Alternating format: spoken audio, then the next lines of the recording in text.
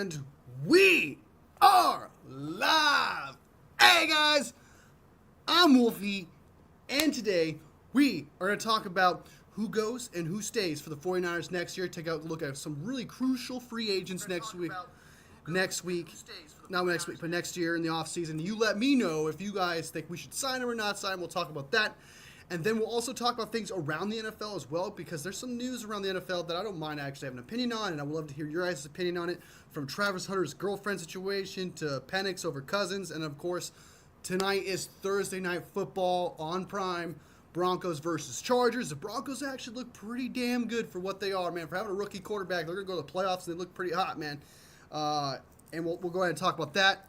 And then we'll go ahead and talk about some players that were cut. We'll talk about some players that were signed. And then we'll talk about the future there as well. And just have a great conversation and see where it goes. And then, of course, if everything, we talk about everything, we get through everything, we'll watch Kyle Shanahan's press conference.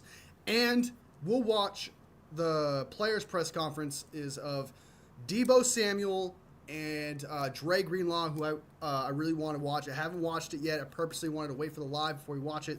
So no spoilers, please. No spoilers.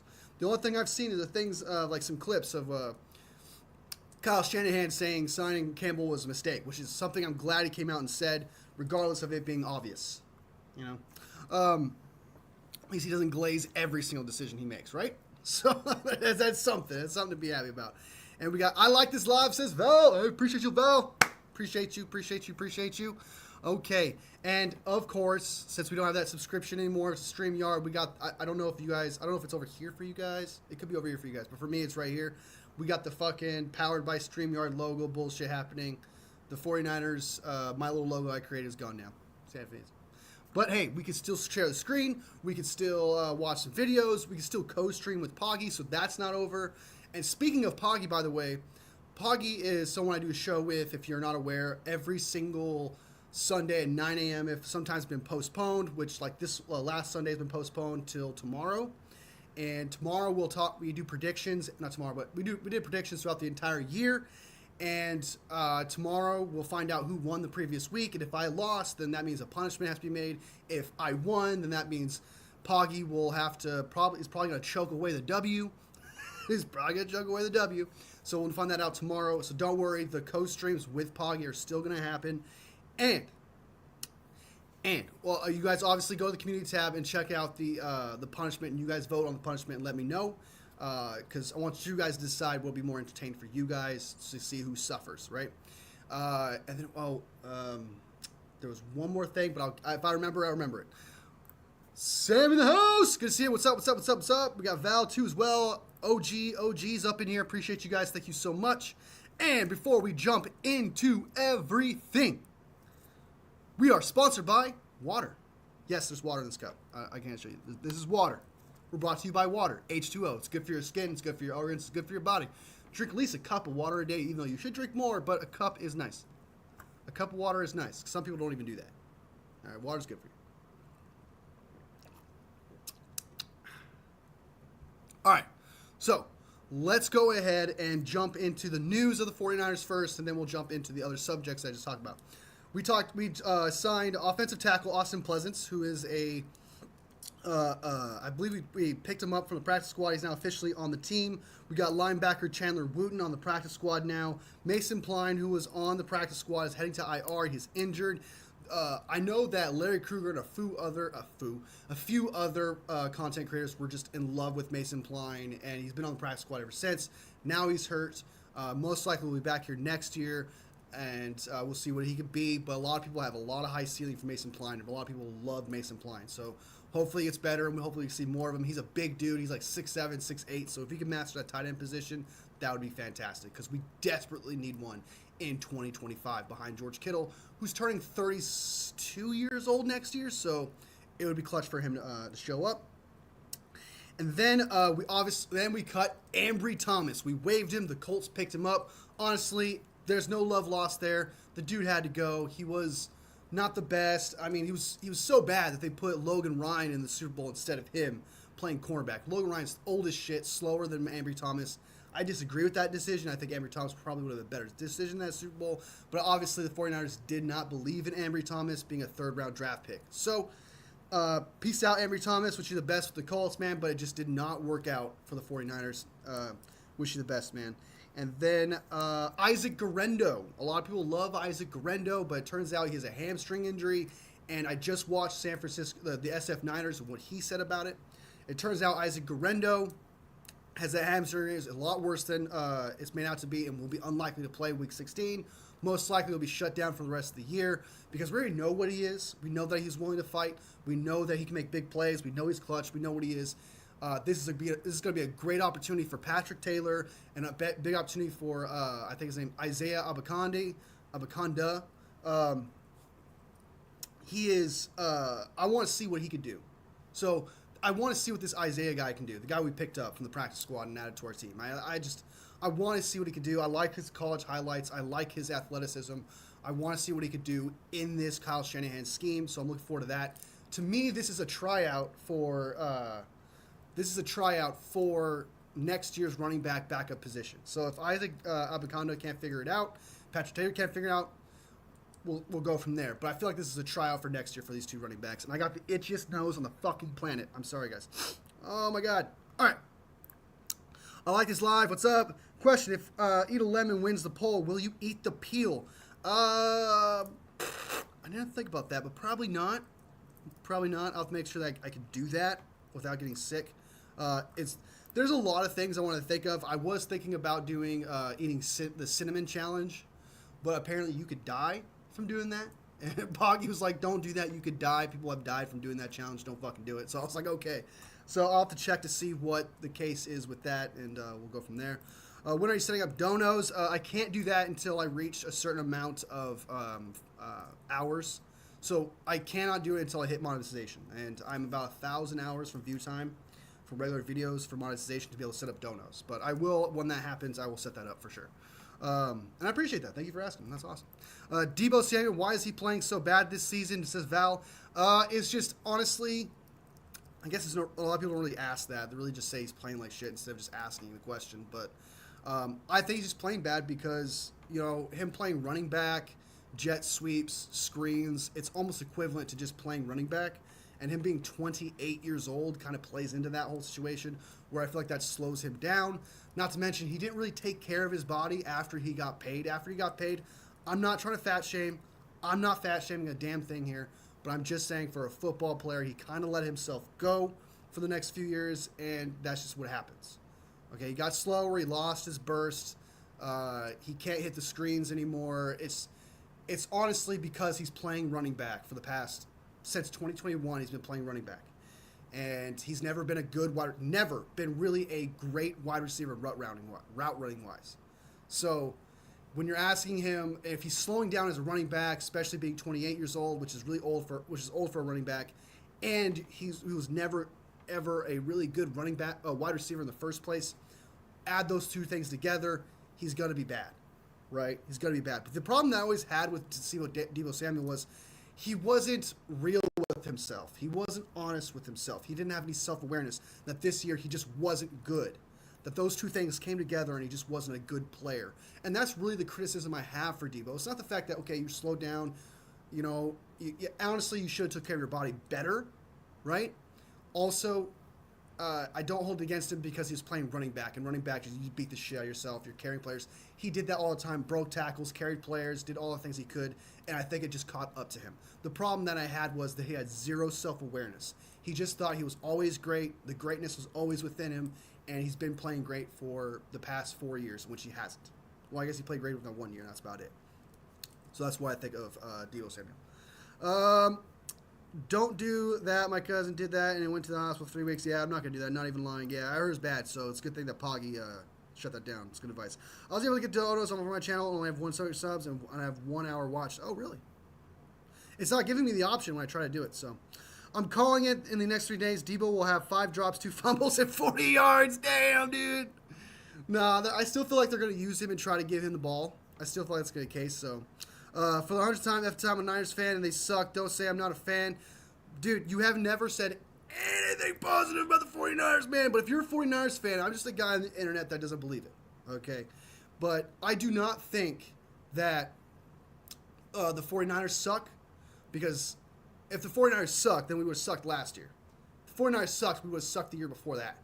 So I don't agree that we've sucked. I think the season just sucks. To not look at this season and think to yourself the amount of shit that was out of the 49ers' control burdened them, held them back, I feel like is denial, and I feel like it's trying to hide behind the reality so that when someone talks shit at you or talks shit about your team, you could just say, yeah, you're right, they suck. That's what it is for me. And some people do that. That's fine. That's just who they are. Damn, you're full of bullshit. Bullshit. Well, I'm not a bull, so I don't know, man. I love my team. And I don't know my team is realistic, man. If people want to look at 49ers 2020 and say that's an excuse, why isn't this one? If you want to look at 49ers in 2020 and say, hey, that was a legit reason why they sucked, why they weren't good, I don't know how you can look at this season and say that that's not the same case, if not worse. I just don't. And there's bright sides, there's things to be happy about with the season regardless. There's positive things you could say about this team, such as the rookies. Rookies were playing fantastic. You could say the rookies were awesome this year. They played awesome. They did. We nailed the draft this year. Okay, absolutely nailed it. So there are positive things that you can say about this team. There are nice things you could say about this team without being a homer. That's just realistic. Reality is these rookies are performing like starters on their first year, and they were 3rd, 4th, 5th round draft picks, undrafted, 7th round picks, 6th round picks, whatever you want to say. There are some things that came out of this season that you could appreciate, right? And again, to ignore the positives that there is water in this cup. There is water in the 49ers cup. It just didn't lead to a playoffs, man. It just led to holdouts, personal tragedies, injuries, curses, whatever you want to name it, man. There are things like that. So if you don't believe in this team and you have to lean on your cup being empty so that you don't hurt yourself. If you want to go full Spider-Man No Way Home here and say, if you never put your expectations high, you can never be hurt. If you want that approach, that's fine. But that's not a realistic approach, right? It's just not a realistic approach. It's what you want to do to protect yourself. And that's fine. But if I don't believe you're a 49ers fan because you can't say one positive thing about this team, can't think of one, even though there are, you can't even pull out one little ounce of water in the cup, then I'm not going to believe that. I believe that you only want Super Bowls out of this team, and that's it. Is it the number one goal? Sure. But I follow this team and represent this team because I love this team. This team has given me great memories even without Super Bowls. I'm here for the journey, man, not just the Super Bowl. If I was just here for the Super Bowl, I'd pay attention only in February. I just watch in February, and that's it. Just like how I feel about the Warriors. I do not pay attention to the Warriors. The only time I'll pay attention is whenever they go to the NBA Finals. Because that's all I give a shit about. But when it comes to 49ers, I care about everything. I care about the whole package. I care about what this team gives me, and I'm going to get upset what this team doesn't give me. That's a thing. So, and that's fine. That's fine. They won't win another game. That's how bad they are. Well, again, it kind of plays into the whole fact of everything that's happened to this team makes sense. This team is bad for many reasons that's outside of your control. Football, when you watch football as a fan, it's outside of your control. No matter what. Everything is outside of your control. So what you got to do is enjoy the journey, enjoy what's given to you, appreciate what's been given to you, because you could be an elite team, shit team, unlucky team, and then there's a pile of shit, and then you could be the Jets, right? There's things to appreciate, right? There's things to appreciate. Heck, from what you told me, you've been a fan for 50 years. You've seen your team win a Super Bowl 5 times. You need to appreciate that. Appreciate what this team has given you over the years, the memories. So, for someone who has seen their team win a Super Bowl 5 times, supposedly, you want me to believe that you're a 49ers fan. I can't. I just can't. And that's fine. You're allowed to believe what you want to believe. But Just as you're allowed to believe that, I'm not allowed to believe this. And I don't hate you for it. Man, I like. Again, if you want to disagree with me and you don't like it, that's fine. But I don't believe it, man. I just don't. One in the house. I've already been looking at the mock drafts. If we do mock drafts, if we go like 6-11, we can have like the 10th pick. If we do, I'd draft a D tackle. A D tackle?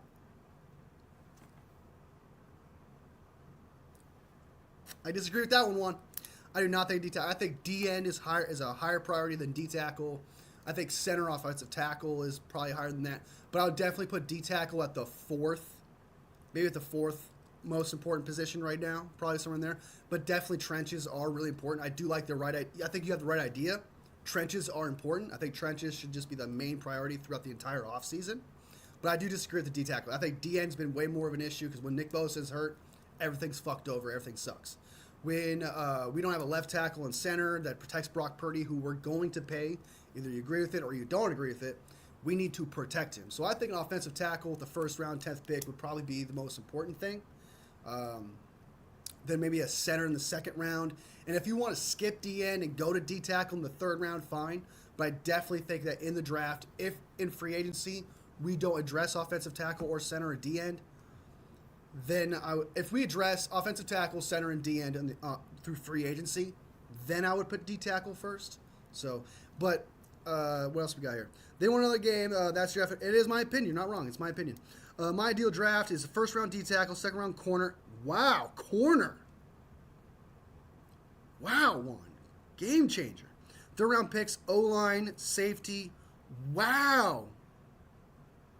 I'm actually shocked that you're saying D tackle and corner, and then don't focus. That's actually a shocker, my man. That's actually a shocker to me. I'm not gonna lie.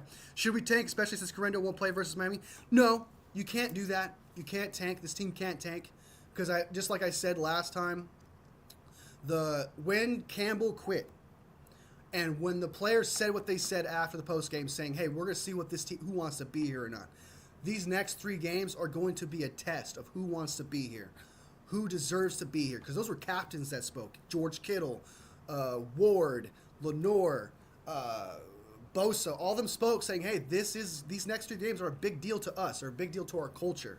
So, and I have to agree with that. I think after Campbell quitting, there was this conversation that, oh, Kyle's lost the locker room. If they were to tank, that conversation would spread like wildfire. And that would be a headache that this team does not need. I understand some people are like, oh, well, a better pick is better. But if you are having this problem consistently being thrown out in the media, being thrown at Kyle, being thrown at the rest of the team, it not only hurts them, but it's going to hurt the process of who should stay here and who should not. So I do not think this team should tank. I think that this team should try the best they can. Can they win a game? Maybe, but even if they try, they might very well just lose those games anyway. And I think the worst, like you said, probably get the 10th pick in the draft. What are they, between the 10th and 14th pick if they were to win out? I just don't think it's worth it. Now, if you told me, I just don't think there's a reason. I don't think there's a reason at all. I don't like tanking, especially with the season that we had, where I agree with the players. The culture is important right now. It's just too important. It's too important. But I don't know how many people would agree with you, Juan. I really don't. I'm not bashing you when I say this, but I would say first round draft pick, D end, offensive tackle. That's about it. If it's a top end pick like the 10th or between 10th and 15th, get yourself a D end or offensive tackle. Those are 2 top most important positions, and those are positions of need. So I would get those 2. And then in the second round, center or D tackle. At that point, there's probably those options there. And then in the third round, the 49ers at that point know what they're doing. Whatever they want to do in the 3rd, 4th, 5th, 6th round, they always seem to know how to draft there. So I'm not going to question them, whatever they do from there. But they've had problems with the 1st and 2nd round picks. So I would say the most important thing is approach the most important positions, which are offensive tackle and D end. 2 most important positions on the team. And we need them badly. Badly. So, because Bosa's out there doing all the work, man. He's doing all the work. So, but Should we tank, especially? Oh, you talked about that already. Guerrero. It's sad about Guerrero, but I'm glad that Guerrero's kind of resting, and we should rest him. And I know I said that players try hard, but he tried hard. He did everything he could. He's proven himself. He did his thing. But I want to see I want to see Patrick Taylor, and I want to see Isaiah Abikonda show us what they can do, because I think the next 3 weeks with them are going to be tryouts for next year. That's how I look at it. All trenches matter. 110%, Strawberry, you're not wrong. Trenches. Like, I don't think Juan is wrong in saying, like, hey, go after trenches, because trenches are important. I mean, it's going to be better than wide receiver, right? That's kind of how I felt last year. I thought trenches was more important than they should have done with the first round, and they went wide receiver. I would have been a little upset if they went D tackle, but I was more shocked when they went wide receiver. So at least you get a D tackle, so I wouldn't, like, hate on the 49ers entirely, but I do not think that's a top 3 need for this team. The cornerback is assuming Ward will be cut. He'll probably be Will, and the safety is in because Huff won't be here. We'll see. I mean, Huff might stay. It just depends on how much money he's asking for. The dude has had injury problems throughout his years, so he might take a pay cut or just not think he's that valuable, just depending on the agent he has and the conversations they have. But I think that even with Ward out, you got Green and you got Lenore, who could play inside and outside. And when you got a corner who can play inside and out, that gives you options in free agency. That gives you options in the back end of the draft to get a corner to be that third cornerback, right? While you have problems with D end, which you have no answer at D end. Opposite of Bosa, you have no option. There is none. As for D tackle, you got Evan Anderson, who's looking like a stud a little bit. You got Malik Collins, who's looking a little bit like a stud himself too. So I think D end has no answer, and I think offensive tackle has no answer. And so I just think that those two positions will be a lot more important in the first and second round. It really matters what they do in free agency. But if they don't approach offensive tackle and D end in free agency, you need to get one at the top end of the draft. Corner, in my opinion, yeah, there's going to be a little bit of slot there, but you have Luter Jr., who you've been developing there. So it's probably time for him to step up, see what he can do. If you really want to get a safety, I would get a safety in the back end, probably in the 4th or 5th round, somewhere around there. Someone who's fast, right? Because we got Malik Mustafa, we got Jair Brown, who are more strong safeties. I'm pretty sure a lot of people know that. Same thing with Funga. We need a fast safety. We need a really fast safety. So whatever you can get that, I would get that probably in the 4th round is probably where I'd focus more. But 1st, 2nd, and 3rd round needs to be all trenches. Strawberry in the house! If I'd say that. I cut Hargrave and hope for Uter. Uter's I like Uter, but he's not exactly what I thought he would be. He's flashed a little bit here and there, but not when you really, really need it. Like, it's kind of with Leonard Floyd. He's got quiet 8 sacks. But yeah, I agree. Hargrave's got to go. I've heard that we restructured his contract where it's going to be easier to cut him and we'll save a lot more money. Hargrave's got to go, Debo's got to go, and Leonard Floyd's got to go. Those 3 have to go, in which 2 of those are trenches players, and so you need to fix that. You need to fill those holes. So, I like the idea of trenches, 110%. That means the number 1 need.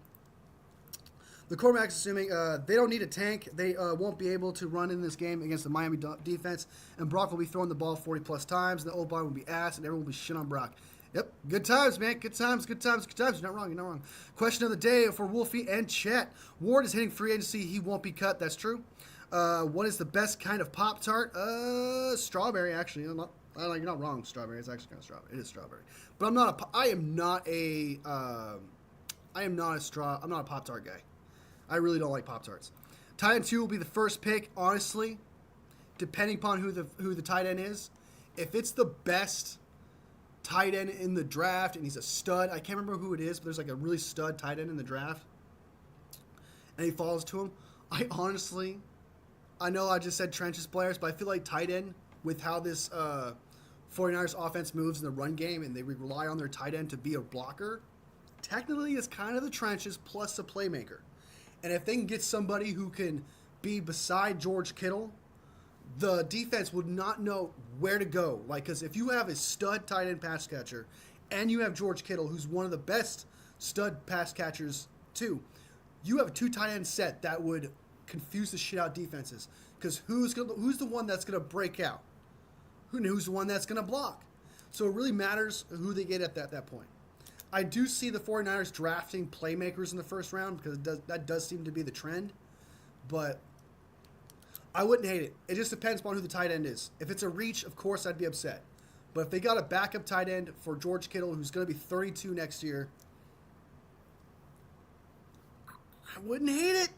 I wouldn't hate it. I wouldn't hate it. I know a lot of people would. I know a lot of people probably disagree with me on that, but I would not hate it. People understand how great O-line players are in the third round. I know we got Pooney, but like it doesn't happen all the time. But I mean, if you can get a surefire tackle in the first round, you know, someone I can feel a lot more confident in, someone I feel like can start, then I just feel like that would be better. We do need another tight end and another linebacker. Need more depth. If Dre Greenlaw comes back,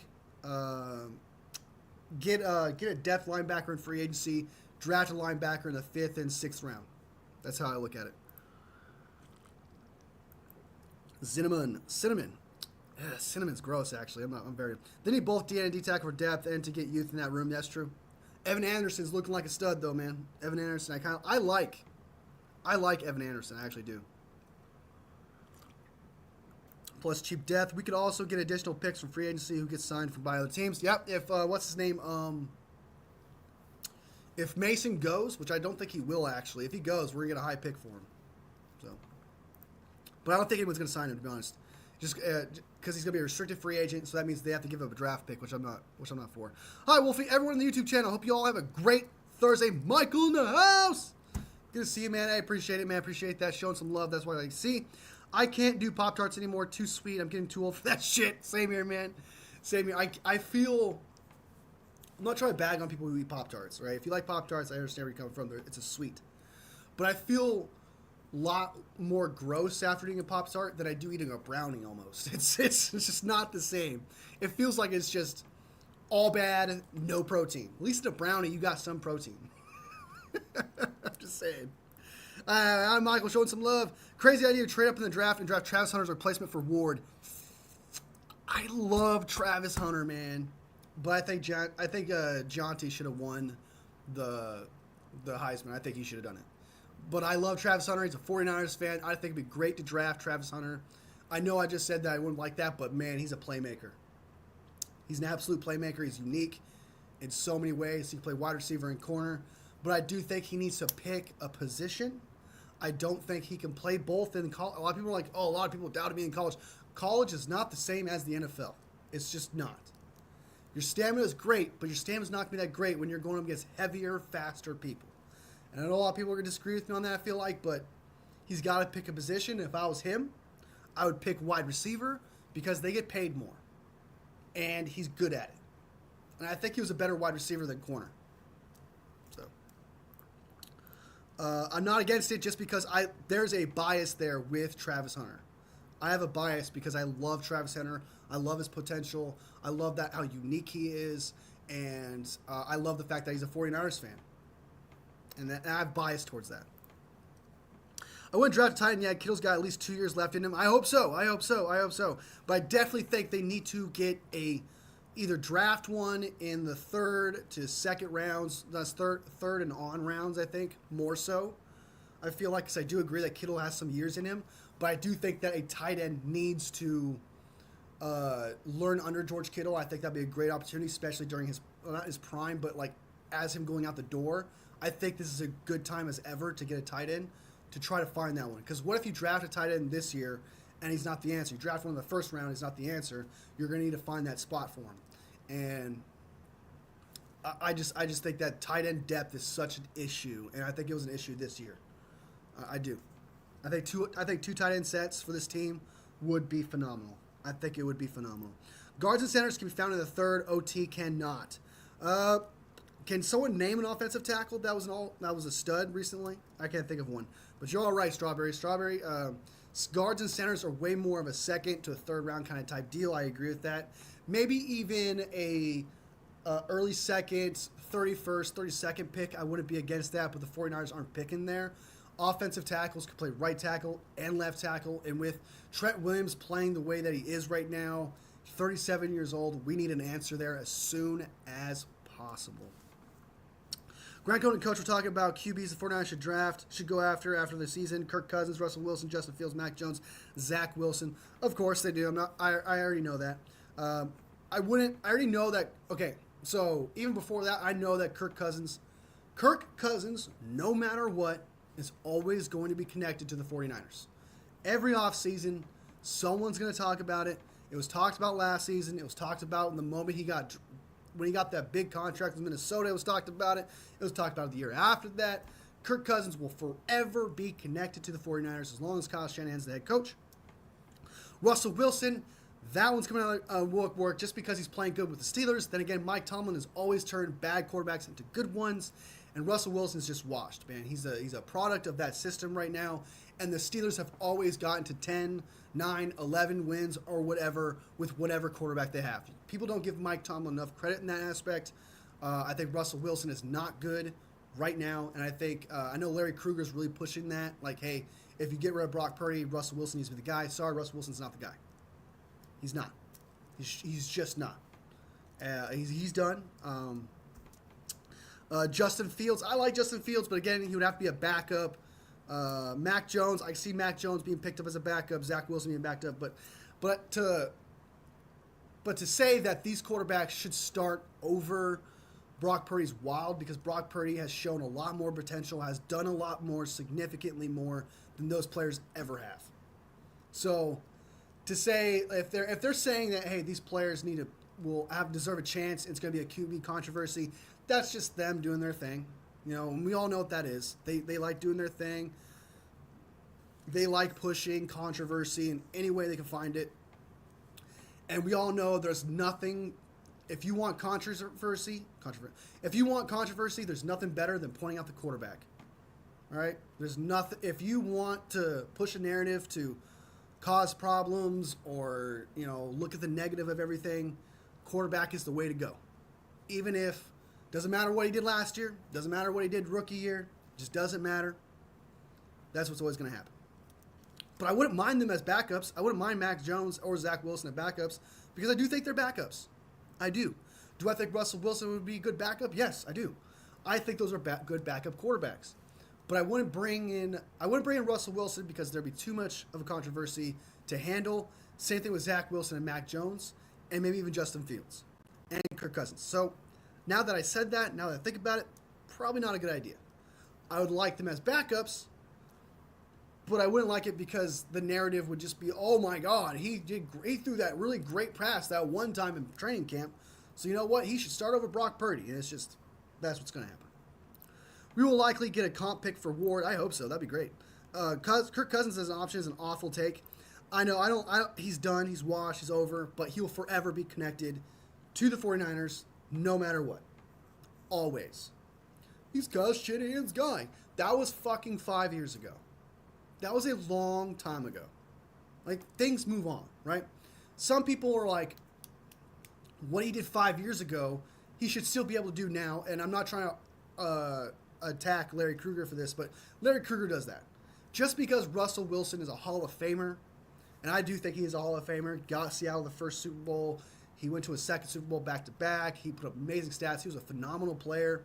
He's hurting his legacy just a little bit. He's kind of reclaiming it now with the Steelers, but he's not that guy anymore, and he's not Brock Purdy.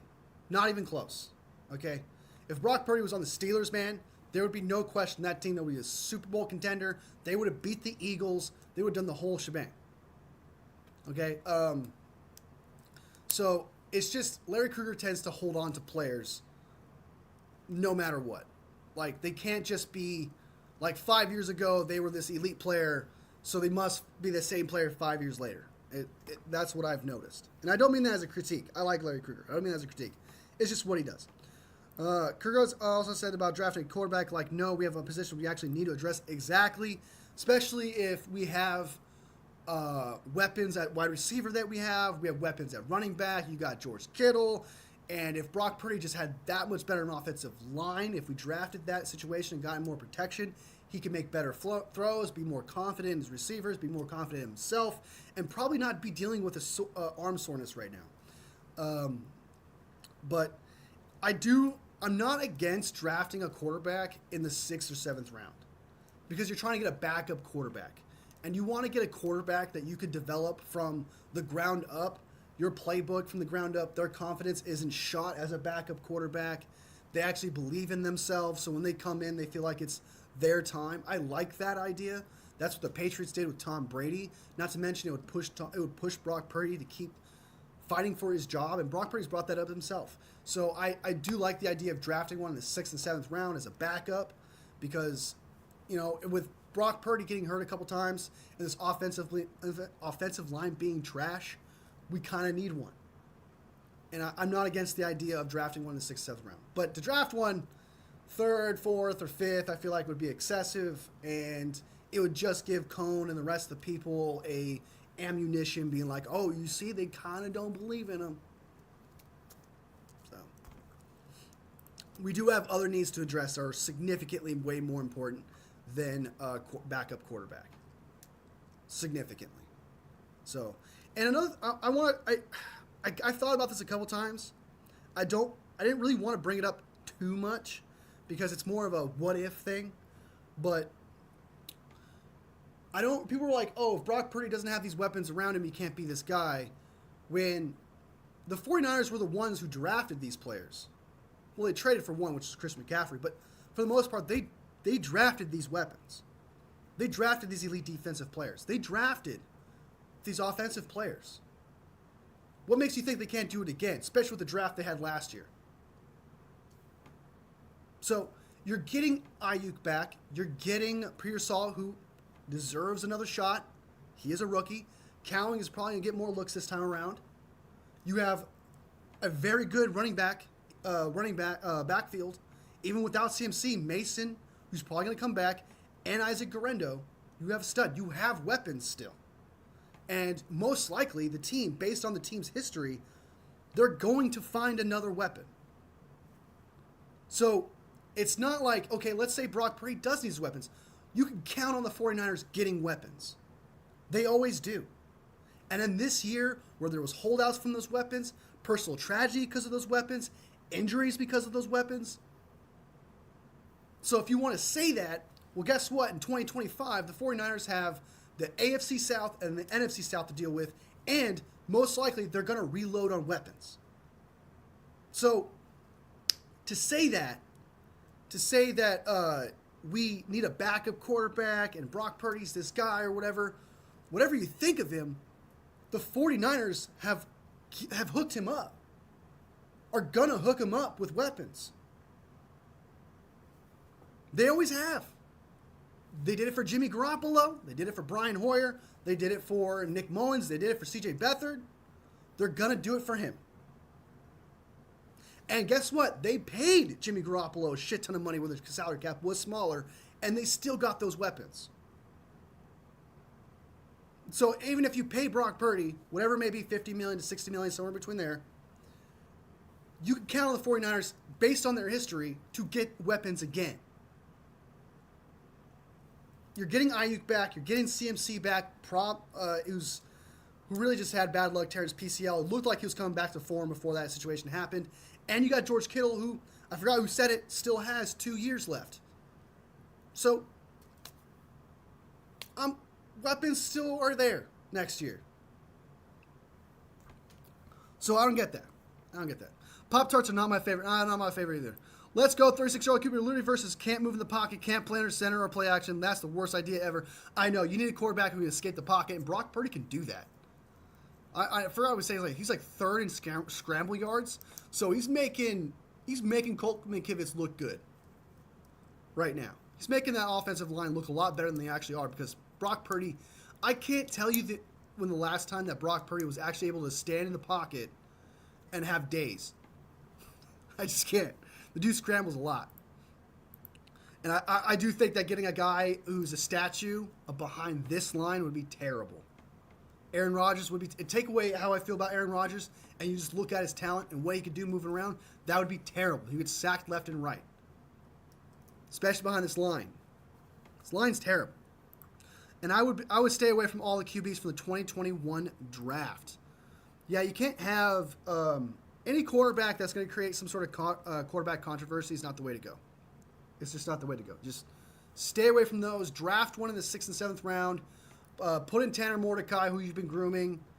That'll make Larry Krueger happy. Put a smile on his face for sure. That'd be a way to go. Ernest Green from Georgia offensive tackle. I'll write that down actually because, what's his name? Ernest Green. I have to do research on the draft. I haven't done it yet, so I'm writing down names. Right now, Poggy is the one who's apparently he sent me a whole list of his draft prospects. Apparently, Poggy, just for fun, even before us doing this channel, Poggy's been researching prospects and he's been writing it down. Has a whole fucking manifest of players. So tomorrow, when we have a show on Friday, we'll talk about those players and we'll go through them. It's got Poggy super excited. He can't wait to talk about these players. He can't wait to bring it to you guys and put that manifest to use. So look forward to that tomorrow. We're going to talk about that. But Ernest Green. Hey, anyone with the last name Green seems to be good. So let's roll with it. Let's roll it. Roll with it. Kirk Trash, you watch this game Monday, is garbage, dude. He throws the worst interceptions in the world. You want to critique fucking Brock Purdy when he throws an interception every now and again that's bad. Kirk Cousins, my God, dude. I swear to God, he's blind. He's got to be blind.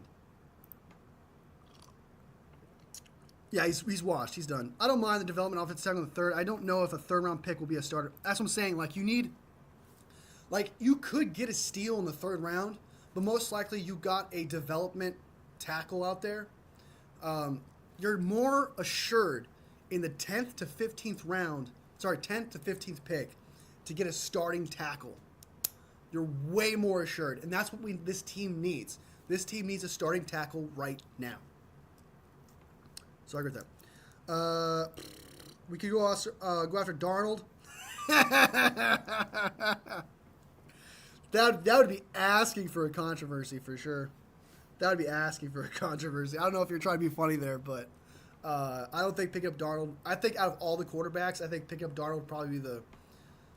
I don't want to say worst idea because I feel like I'm picking on you, but I'm not. I just think that would not be good because Darnold is balling with Kevin O'Connell, who I think is an elite head coach, deserves a lot more credit than he's actually given. He's got a great defense, great offensive weapons, great offensive line, a lot more than Brock Purdy had last year with his weapons. And Darnold, I think, is actually playing pretty well. And what would happen is you would have a QB controversy immediately. There would be an immediate quarterback controversy. Grant Cohn will have a field day with it. He would have content for days.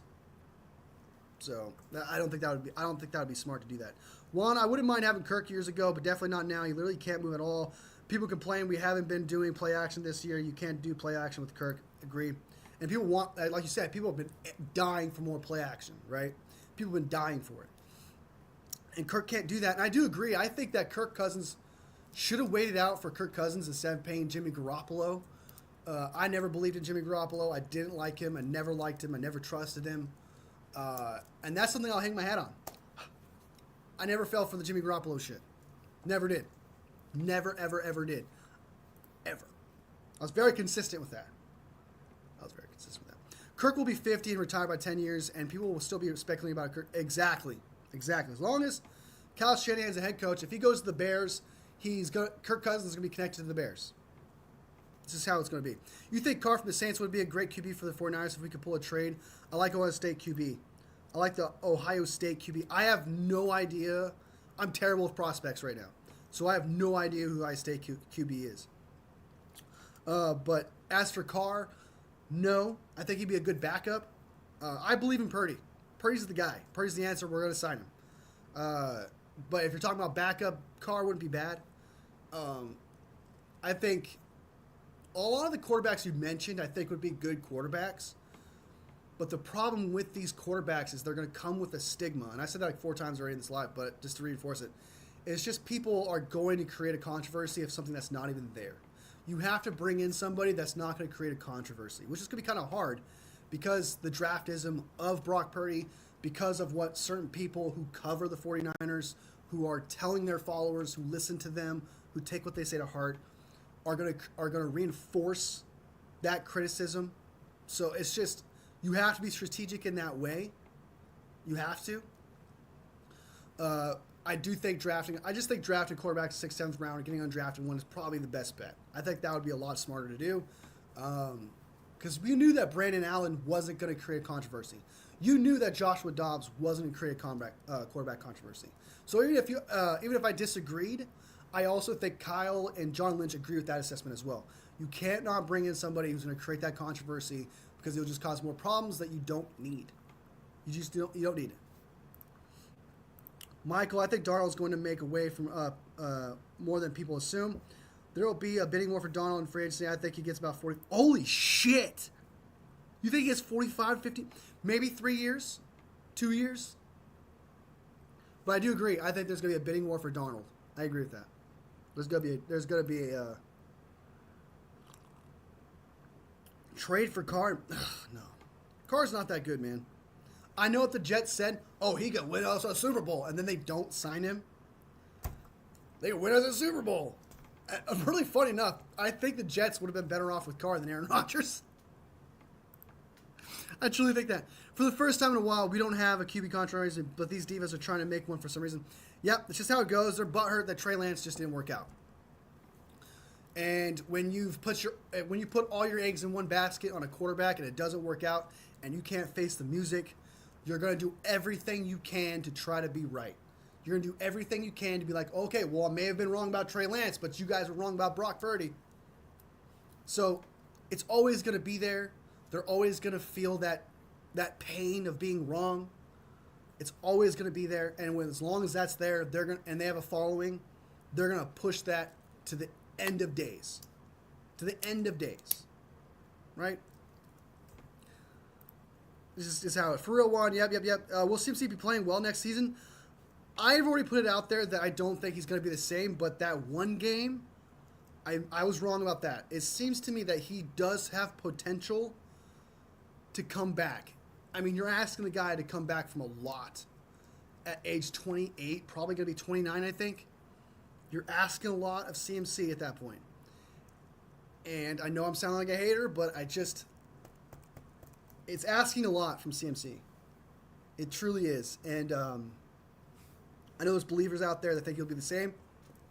I mean, he may not be the same, but he'll still be a great running back because he was elite. I mean, you're asking, the standard that he was at was pretty fucking high. So even if he's not exactly the same, I think he'll still be a great running back. I still think he'll be good.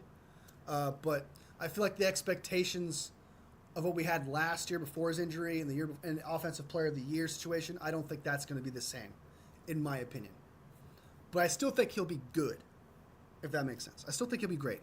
I really hope they get the extension done quick so we don't have to deal with all this speculation. I think, this is my prediction, I've been right about, let me take a victory lap. Because unlike some content creators that shall not be named, who was wrong about the Steelers trading for him, wrong about Ayuk, wrong about Trent, wrong about CMC, all those people, I was right about all of it.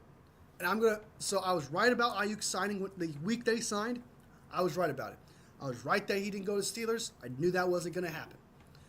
I was right about the exact day that Trent was going to sign. I said that, I can't remember what day it was, but I was like, he's going to sign on this exact day. And he did. I was right about that. I was right that CMC was going to come back before December. Okay? I said he's going to come back in early November. I was right about that one. And that PCL tear just ruined everything. But I digress. I'm going to give you guys another prediction. The 49ers are going to sign Brock Purdy during the playoffs. So if they don't go, Brock Purdy's going to sign a contract between the Super Bowl and wild card round. Or maybe even like a week right after the season's over. I guess which is wild card round. But literally when the season's over, to the Super Bowl, Brock Purdy's going to sign a contract. That's my prediction. We'll see if I'm right. But I've been right about every one of them, and I just want to take a victory lap. Same. And if you don't believe me, go back and check. You can go look if you want. I was right about Ayuk. I was right about Trent. I was right about CMC. Here we go. Same. All right. Sorry, I was really feeling myself there for a second. But that's what I think is happening. I think that Brock Purdy's going to sign this contract a lot sooner than people think that's going to happen. Just based on the conversation and the vibe around the conversation. It doesn't seem so. Sometimes you could read between word salad, and you could read between the vibes. So people with other previous players, they would say things like they really want to get this contract done in the offseason. In the offseason, man, they're going to work their hardest. Or in the offseason, they might trade him, but they really want to keep him. It seems to me the conversations around Brock Purdy is like he's going to get this money. He's going to get paid this much.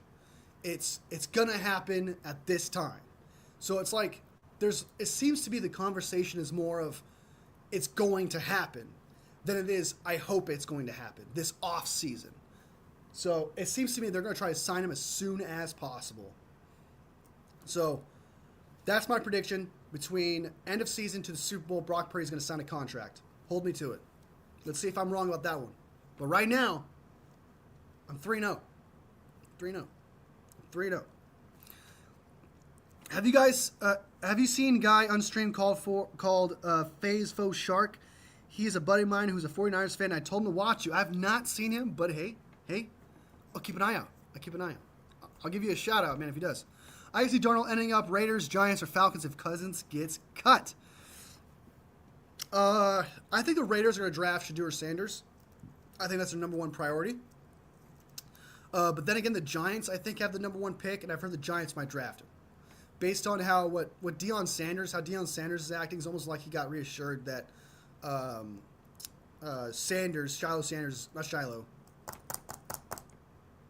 Sanders, there you go, that's his name, is going to sign with the Giants or Raiders, one of the two. Darnold is probably the Falcons already drafted Penix, so they're not going to pick up Darnold. So I think the Raiders, Giants are going to draft their quarterbacks. I think the Falcons are going to stay with Penix. So who would Darnold go to at that point? It's possible that the Minnesota Vikings will re-sign him to another deal, probably more money, but not. He probably would want to go back to that situation, even though they have J.J. McCarthy there. What's another team that would probably, the Jets might pick him up. What's another team? I'm trying to think on top of my head. Haven't really thought about it. Man, the Seahawks might even do it, just depending upon how Geno Smith is. I know that Geno Smith's probably signed for another year, I think, but he's getting older. Probably want to move on from that. And I think Darnold right now is up. I think that the Seahawks can work with Darnold just as much as they could work with Geno Smith. That's kind of a hot take, I feel like. Man, I'm trying to think on top of my head a team that would pick up Darnold. So I actually got a list here. Patriots, no, they got May. They're working on May. Steelers might pick him up. So Steelers, Jets, Browns, Titans. Who else we got? That's 4 teams right there. Rams, Lions, Vikings, Packers, Bears, Buccaneers, Falcons. Saints could. Panthers are going to stick with Bryce Young because he's performing this year. It seems like a lot of teams in the NFC have their quarterbacks for the future starting next year, and that might change the year after that. But as of right now, there's like the Saints might pick him up, and that's about it on the NFC side. So about 5 teams will probably be fighting for him. We will decide early in the offseason, sometime between the Super Bowl and the playoffs. CMC will be good next season. I hope so. I think at the very least he will be good, right? I think at the very least he'll be good or great, but I just don't think he'll be the same player. I just don't think he'll be the same. I don't think that standard's not going to be the same. Michael Fans and Penix, I think Titans are real likely to stand for Darnold. I think they're done with Levis. I agree. I think that's a good assessment there, Strawberry. I think that Darnold would do good and be fine in Titans. I think they need to find a new coach. I can't remember his name, but I don't like him. He's kind of a nobody. Hasn't really done much. Hasn't even shown flashes. Like, their defense is solid. Like the Titans, if the Titans just had a competent quarterback, they would have more wins right now, and they'd probably look a lot better. And like everyone says, man, Levis is just a walking meme. I love the talk right now throughout social media of like Will Levis is just a walking meme, dude. Like every week there's a new photo of him just looking stupid. I love that. I feel bad for Levis at the same time. I love it. He'll have much rest before the 25. That's true. Exactly. And he needs it. 49ers will also bring in another kid. That's what needs to happen. Michael, you're spitting hot fire with that one, brother. Moody needs to be challenged. There needs to be a new kicker. Draft one in the 7th round. Get one undrafted. Do what you got to do. But you need to bring in another kicker to challenge Moody, because Moody's not the answer. Did you see how Jimmy G's brother was mocking Kyle like he made your brother? He would do nothing without him. 110%, man. I mean, like, but Kyle and Jimmy G always had like that animosity towards each other. They're gonna take shots at each other whenever they can, no matter what. So, you think Guerendo's injury prone? He's injured his hamstring preseason. He's going to be out against Miami. I don't think so yet. 50 couch in the house. I don't think so yet. I think that you're kind of deserved to have, like, it's what you do consistently, and I don't think in 1 year is consistent. I don't think what you do in 1 year makes you consistently this player. However, he does need to prove that he can take these hits. I do agree that it's something to keep an eye on, but I wouldn't mark him as injury prone just yet. I think CMC could come back. He showed flash in the Bills game and will a full offseason of rest. I think his potential to return to his former form. That is very possible. I could be wrong about that 110%. Because during that Bills game, you kind of saw it. I was kind of eating my words a little bit there. I kind of was. He was kind of before that PCL tear, man. There was flashes. Should they re-sign Mason? Great runner, but Purdy won't throw to him. I do agree that Purdy's always been like anti-check down, which is weird because a lot of people say that Purdy's a check down guy and he can't throw it deep, but I digress. I think that the 49ers are going to end up keeping Mason because I don't think a team's going to want to give up a 2nd or 3rd round draft pick and pay the guy starting caliber money. I just don't see that happening. So I think most likely he's going to come back. You mind Weedia? I don't know what that means. If Purdy plays terrible the next few weeks, hopefully that means can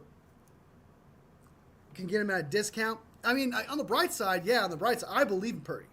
So if he plays bad, I mean, it does hurt his contract conversation. So I'm not saying I wish him to play worse or bad or anything like that, but I mean, if you want to put some water in the cup, there's some water in the cup for you. You're not wrong, Juan. Darnold could end up on Browns, Panthers, or resign with Minnesota and sit with Michigan QB for a while. That's true. I think that J.J. McCarthy is going to be a good quarterback. I think as long as Kevin O'Connell is their head coach, I think J.J. McCarthy is going to be better than Darnold, what he's showing now, and that's going to say a lot. J.J. McCarthy has it, and I think J.J. McCarthy is Brock Purdy. I've seen his tape, and when I look at J.J. McCarthy, I see Brock Purdy, man. And y'all already know how I think about Brock Purdy. So I see a little bit of Brock Purdy in him. What do you think of the terrifying possibility of Dallas drafting a Sean? Look. If I was Dallas, I would draft him. That's the number one need of this team is running back. And as a 49ers fan, I'd hate it. It would tear me apart because I love that running back. Genty is an outstanding running back. He's going to be a stud for that team. If I'm the Dallas Cowboys, heck, I'm trading up to make sure I get him. If you're the Dallas Cowboys, you need to make sure you get that running back because right after you get Ashton, it's a huge drop-off. Huge. Ashton is a stud, and to me, would be better than Ezekiel Elliott ever was. And I thought Ezekiel rookie year and the year after that was pretty fucking good. So, if you can get Ashton, man, if I'm the Dallas Cowboys, that would just be smart. That would just be the way to go. It would just be smart. Teddy Bridgewater wants to come back to the NFL. Hey, that's a good backup quarterback right there. I'd take him. Days P, Dark Shark 49ers fan in the house. What up? My friend named Samuel recommended you to me because, hey, thanks, Samuel. Appreciate you showing some love, man. Oh, my God. I'm about to run out of batteries. My battery's about to run out. 59 minutes alive. Hey, how are you, Sam? Finally able to watch the streams. Yeah, appreciate it. Wolfie, the same day I tell you about him. Yeah, you sure did, man. Hey, appreciate you coming in, man. Appreciate the support. Be sure to like the live, sub. You know, if you got a question, throw it out there. We'll have a conversation. I do have subjects we haven't even got to yet, and we've been an hour in. But your guys' comments is really more of what these lives are, just having a conversation. So if we don't get to anything, it's not the end of the world. Do you think Purdy should reset the QB market and get over 60 million? I don't know where they're hearing that, but other than podcasters saying Purdy's asking for 60 million. I think that's just talk from his agent putting it out there, saying, hey, that he wants this, because also Greg Papa, who's really close to the 49ers, I do agree. A Cameron content creator brought this up, but he is really close to the 49ers, and he says that he would be shocked. Greg Papa said that he would be shocked if Brock Purdy got more than 50 million. More than 50 million. And he deserves more than 50 million. So I don't think Brock is going to get more than 60 million, even though I think he deserves it. But I think he's going to get somewhere between 50 and 60. It's going to be somewhere between there, for sure. Out of all 32 quarterbacks, is there one quarterback that I'll see taking a discount? Is Brock Purdy. So it's possible that Brock is going to get under 50 million, but I think it's going to be somewhere between 50 and 60. That's what I think is going to end up happening. Because Brock has always preached that he cannot do this alone. He knows it's a team sport. And just the way he speaks, the way he talks about the game, I just feel like he will. But, I mean, if I'm a quarterback and I want to get my money and stuff like that, I wouldn't hold it against him at all. Let me turn on my lights real quick. I'm right back. I got to turn on my lights. Ugh, okay. Battery's about to die. That's really sad. Are you and Poggy doing live this week? And do you have an idea when? Who's doggy? He meant Poggy. Poggy will go. We should be going live tomorrow. I don't know when. I think at nighttime, because that's when he gets off work. And when we go live, we're going to talk about NFL. We're going to talk about some prospects. That's going to be the main point. And then also we're going to talk about who won this previous weekend predictions, and let you guys know if I lost, that means I lost the year and I have to do the punishment. If I won, that means Poggy's a choke artist and I'm going to fucking catch up to that motherfucker. That's what's going to happen. So we'll find out tomorrow just who won that. I don't want to spoil it just yet, because I want you guys to notice that he's a choke artist, or I want you guys to notice that I lost. One of the two in real time. So tomorrow's going to be a lot more about prospects and the week predictions than it is going to be about like the 49ers and stuff. Just giving you a heads up. Turn on notice. Watch it. Yeah, man, 100%. Be sure to sub, like the content. It helps me out a lot. It helps me grow. You know, you guys are part of this channel. Without you guys, I preach this all the time. I even do this in my outros. Without you guys, this channel is nothing. It truly is, man. I got 3,500 subscribers, 3,500 more than I ever thought I'd get. So be sure to sub, like. Most likely you get your comment in there. Sometimes, usually during Poggy shows, though, when it was like me and Poggy, it's very hard to keep up with comments and have a conversation with him. So it's not, I don't ignore you during those situations, but I just try to keep that conversation with him going, and then I try to get your comments as soon as possible. So if I ever miss your comments, especially during Poggy shows, just know I'm not ignoring you. It's just that I'm trying to keep the conversation going. He's trying to have his conversation, his opinion, and we'll get to you as soon as possible. Karen in the house. Brock should get what the market dictates. I like that, Karen. I agree. I think Brock deserves it all, but I think he's going to get somewhere between 50 and 60 million. That's what I got. Terra Dome in the house. What up, man? What up? Appreciate you, man. Appreciate you. Papa J says that you have your own podcast. I'm willing to check that out. I'm always open to supporting other 49ers channels, man. I'll go and watch one of your shows, man, if you got a podcast yourself. Even if you are a choker, it would be funny still. Hi, Terradome. What up? Caught me at the end of the show, 1 hour and 4 minutes in. I hope there's a salary cap for QB soon. I like that approach. I did like what they proposing that idea where like you can only have a certain percentage of the cap, because it is getting ridiculous. By the time of next year, probably in the fall, some quarterback's going to get extended and he's going to get paid like $80 million a year. It's going to happen. Like, it's just going to get bigger and bigger and bigger. And I'm not for billionaires getting more money. That's not my type of like they can save more money. But in the aspect of the game, like I want to win Super Bowls, man. I want to win games. I want to win playoff games and shit. It's kind of hard when your quarterback is taking up like 50% of the cap. It's an exaggeration, but I'm just saying. I'm just saying. We love it, dude. At San Fran Grimmer, what up, my guy? Yeah. Can you post a channel link so I can watch your streams too? CJ Stroud is going to get 70 million. Yeah, that dude's gonna make bank. That dude's gonna have a shit ton of cash. He's gonna make money. He's gonna make. Josh Allen might get like 65 million this offseason. If Josh Allen wins MVP, that dude's getting, I think, way more than 65. Because isn't Dak getting paid 65 a year? I think Dak's getting paid 65 a year. So I think Josh Allen's probably getting somewhere around 75 million. Because he's playing outstanding ball. Josh Allen's playing insanely good, a lot better than I ever expected. And I know this is embarrassing, but I was kind of a Josh Allen doubter for the previous years. But this year, man, this year is something else. This is something else. YouTube at Terradome. I typed in Terradome, dude. Last time I tried to look for you, I couldn't find it. Did not pop up. I'll write it down right now. Terradome. I'll look for you there. Dak is at 60. Okay. So the next one probably most likely is 65. Mahomes will get a big bag also. Mahomes is taking a pay cut right now. He's only getting paid $45 million. After that Super Bowl, he could ask for more. A lot of people don't know that. Patrick Mahomes is actually taking a pay cut right now. Josh Allen is paid less than CJ Stroud. I'm going to shit my pants. Well, I mean, yeah, I agree with that. That'd be brutal. I don't think CJ Stroud. I know CJ Stroud had a great rookie year, but this year he's had his sophomore slump. We'll see what he is next year. Probably going to be better because sophomore slump is a real thing.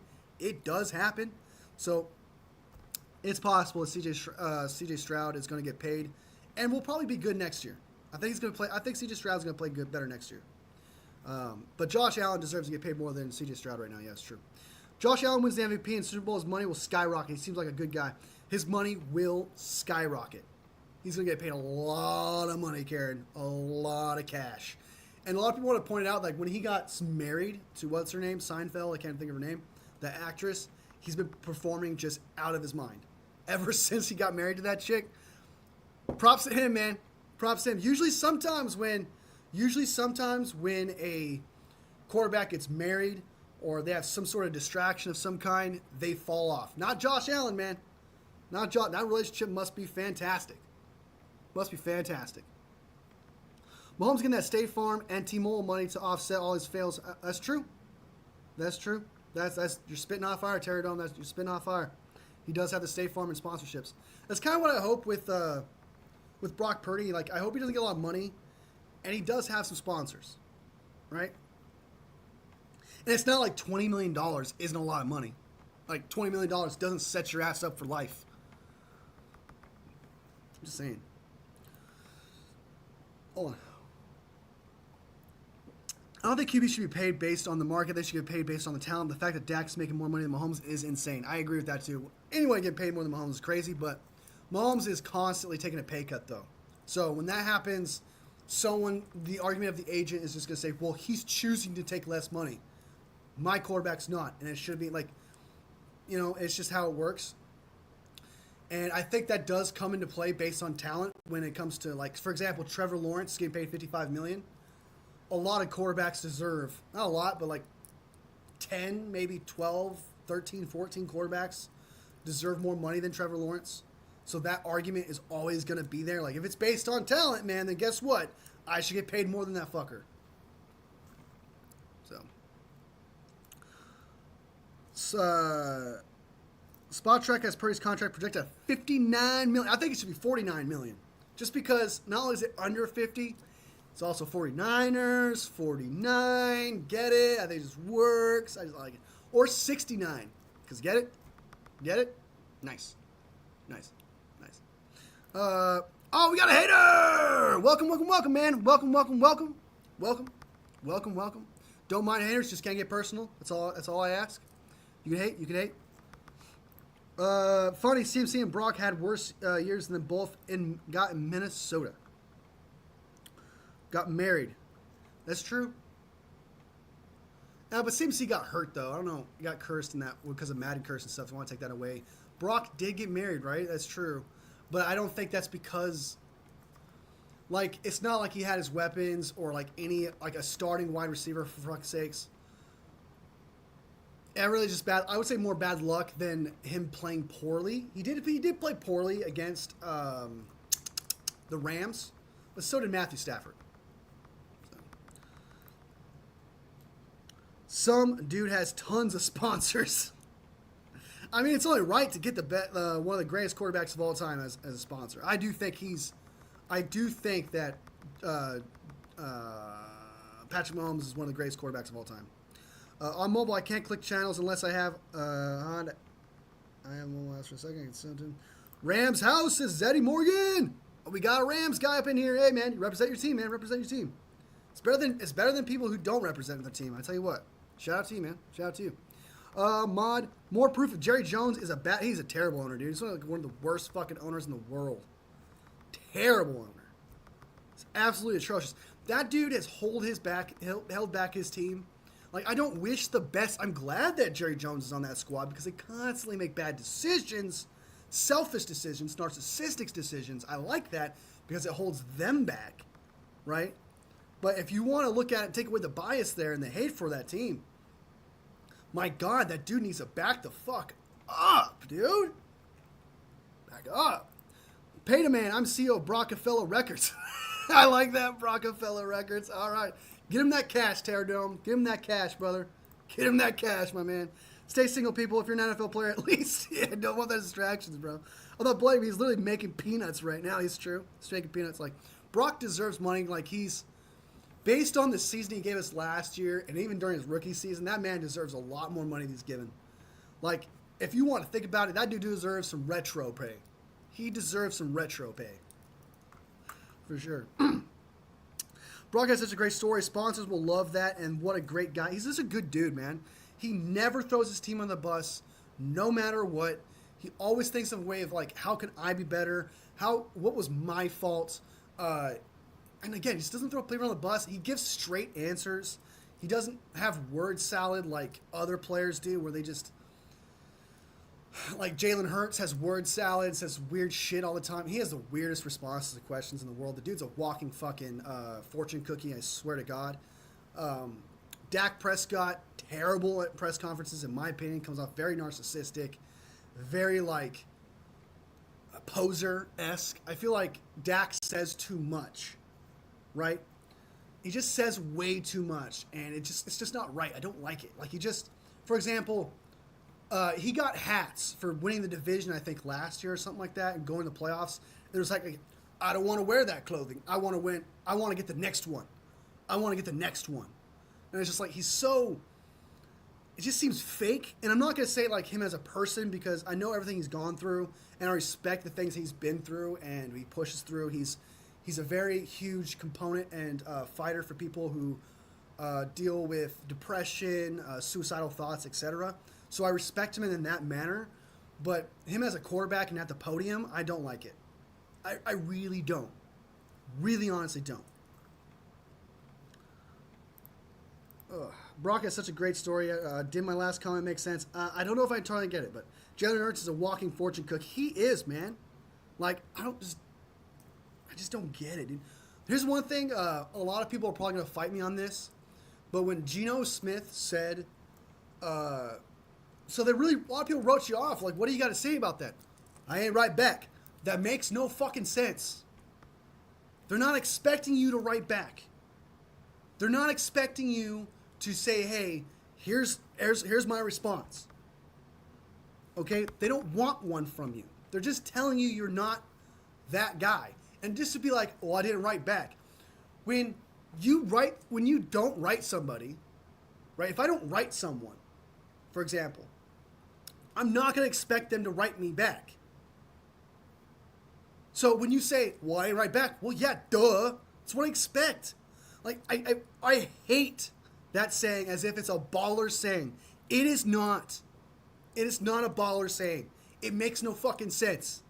All you did was just take the word right and say it in the next phrase in a response. It makes no sense. I can't just, blows my mind every time I see it. Call me a hater, but I can't take it. Brock's dad played professional baseball. He probably helps Brock a lot with the stress, money, training device. It's really good to have that.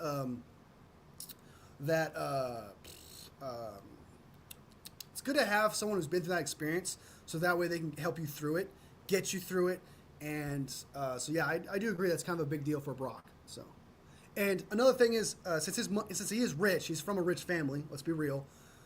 He can take care of himself a little bit more better than other people. So,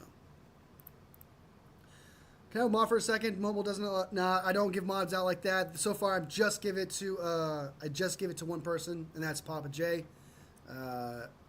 Maybe in the future, as I get bigger, etc., I'll add more mods. But as of right now, I just got the one. Respectively, Sam. But I appreciate you wanting to be one, man. I appreciate that. That's awesome. You want to support the channel. It's really cool. So we got through all the comments. Let's see if. Let's talk about some of these off. I know we kind of talked about it, but not really.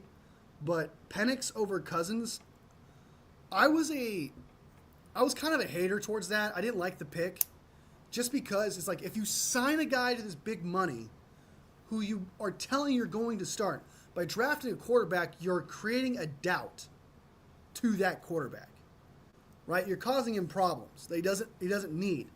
Now, in retrospect, is a good idea because Penix does need to start over Cousins. Cousins had the craziest drop off in most careers. One of the craziest drop offs. That Achilles tear fucked him up, right? So I'm eating my words there. It was right of them to draft Penix because of this situation that they're going through. If the Falcons weren't fighting for a playoff spot, then I would still disagree by saying drafting Penix was bad, because then next year you could draft a quarterback, while last year you could have drafted a weapon that could have helped him. While this year you could see that even if Kirk Cousins had a weapon, even if Kirk Cousins had that first round weapon that we expected him to get, wouldn't have mattered. It would not have mattered at all. So drafting Penix, in retrospect, was a great idea, in my opinion. So, yeah, I like the fact they draft Penix now. I'm eating my words there. That's probably one of my bad predictions there. I'll eat my words. Hopefully Penix can perform and he can actually be that guy and be good. A lot of people have high praise for him. Larry Krueger thought he was the best quarterback in the draft. So we'll see how that goes. And I mean, Penix does have the weapons, man. He has the potential. It's there, so we'll see what Penix can do. And a lot of people are saying that Penix was a lot of players and rumors coming out of the facility there. It does seem like that Penix does look really good. Apparently looks really good in practice, looks like a leader, looks like the guy who can get things done. So good luck to the Falcons. Wish them the best. I now agree in retrospect that drafting Penix was the right move. I was wrong about that. What do you think Dobbs will do next season? I've been a fan. He's a good guy, smart, athletic. He's been a starter. He wants to play somewhere. We could probably re-sign him as a backup, but that's all he will be. Just keep being a backup. He's going to be a backup player. I do like him. I think he should have played over Brandon Allen, but then again, Kyle Shanahan likes a player who sticks to the script more so than a player who doesn't stick to the script, and Dobbs doesn't do that. He's just not that guy. But I think we should keep him, try to keep him, pay him less money, get rid of Brandon Allen, and if not, keep being a backup, because that's what he is. Joshua Dobbs is a backup. He's not a starter. So that's what I think of him next season. Just go somewhere, be a backup, help a team, and I think he would. So, yeah, I think he's a good backup. I don't think Dobbs is a long-term starter. Yeah, 110% Strawberry. He's just not. He's not that guy, which is fine. You still get paid pretty good money to be a backup, especially for him. I'm sure him going through college, I don't know if Dobbs got a scholarship or not, but considering what he got his education in, space science and all that shit, I mean, he could probably use that money to pay off that debt. So, I'm a big fan of him because he's a good guy. He's never been controversial. He knows his role.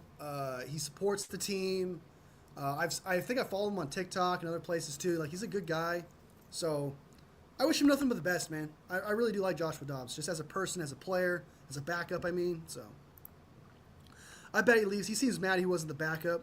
I don't know if he seemed mad about that. Like, he seemed chill to me, but if he's mad about that, then yeah, definitely I think he should. I do think he should have been the backup. He should have been the number 2.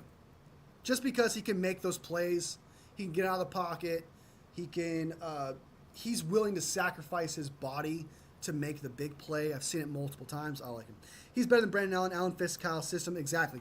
Brandon Allen is just he sticks to the script, does whatever Kyle tells him to do.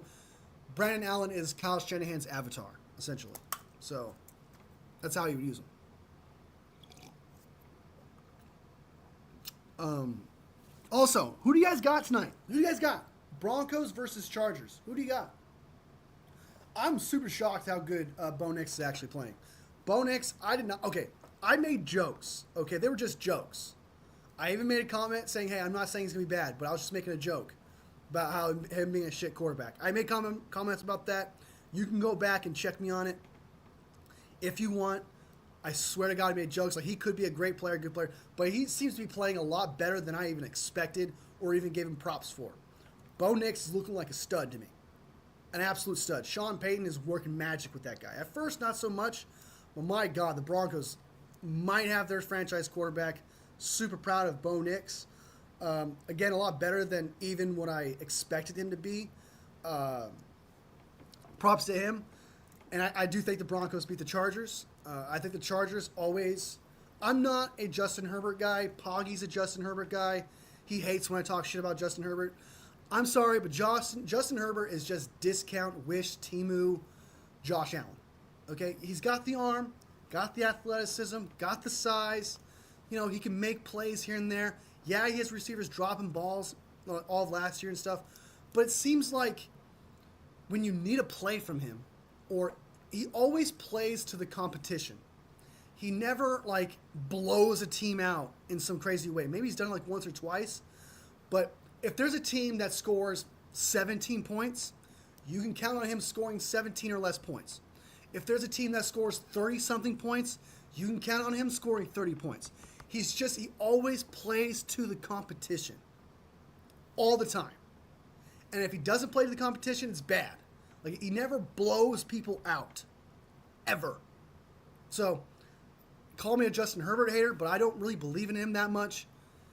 I just expect better from him. Especially under Harbaugh. Like, I would like to see what Herbert does with Harbaugh, is what Strawberry says. And that's what we're getting right now, and honestly, I'm not that impressed. He's playing better, right? But so are the receivers are playing a little bit better. What's his name? Johnston is playing a lot better than he did last year. He's dropping balls, but not nearly as bad or as much. But I think Justin Herbert's okay. I think he's okay. He's got Josh Allen traits in the fact that he's got the arm, the size, the running ability, etc. But as for throwing the football for quarterback IQ, it's not the same. Broncos, Bo Nix, though, is looking like a stud. I like the Broncos in this one. I think the Broncos beat the Chargers in this one. Poggy's probably going to go for the Chargers. I'm sure of it, because he's a Justin Herbert's guy. He will defend Justin Herbert to save his life. I talked shit about Justin Herbert one time. Poggy lost his shit in text messages. Like, you're just a fucking hater. Like, he started coming at me so hard, dude, just because I was talking shit about this guy, bro. But I guess Bo Nix is an Oregon guy, too, so I'm sure he's conflicted. So maybe he'll go for the Broncos now that I think about it. I'm sorry, but I'm willing to give it another year. Yeah, he's just, when it comes to Herbert, you feel it, you see it, it's there, right? Like, there's something there that a certain head coach can get out of him. There is something there. But for some reason, it's like, it's just not there. Man, you get edged like a motherfucker with Justin Herbert. You just get edged all the time. That climax is about to hit, but then it just falls apart, dude. There's something there, and I haven't quite seen it. And at some point, just got to face the facts that he's just not that guy. At some point, it's just not going to be there. Dobbs is better than Allen. Allen was there longer, and Kyle likes him. Preseason games, Dobbs played great. Yeah, I think so too. He's just part of the system. He's just part of the system, you know. And he just sticks to what Kyle says to do, he'll do it. All right, if Kyle tells him to throw it deep, he's going to throw it deep. If Kyle says, hey, throw it to this guy no matter what, throw it to this guy no matter what, even if he's double covered, throw that shit. That's what Brendan Allen will do, and that's what Kyle likes.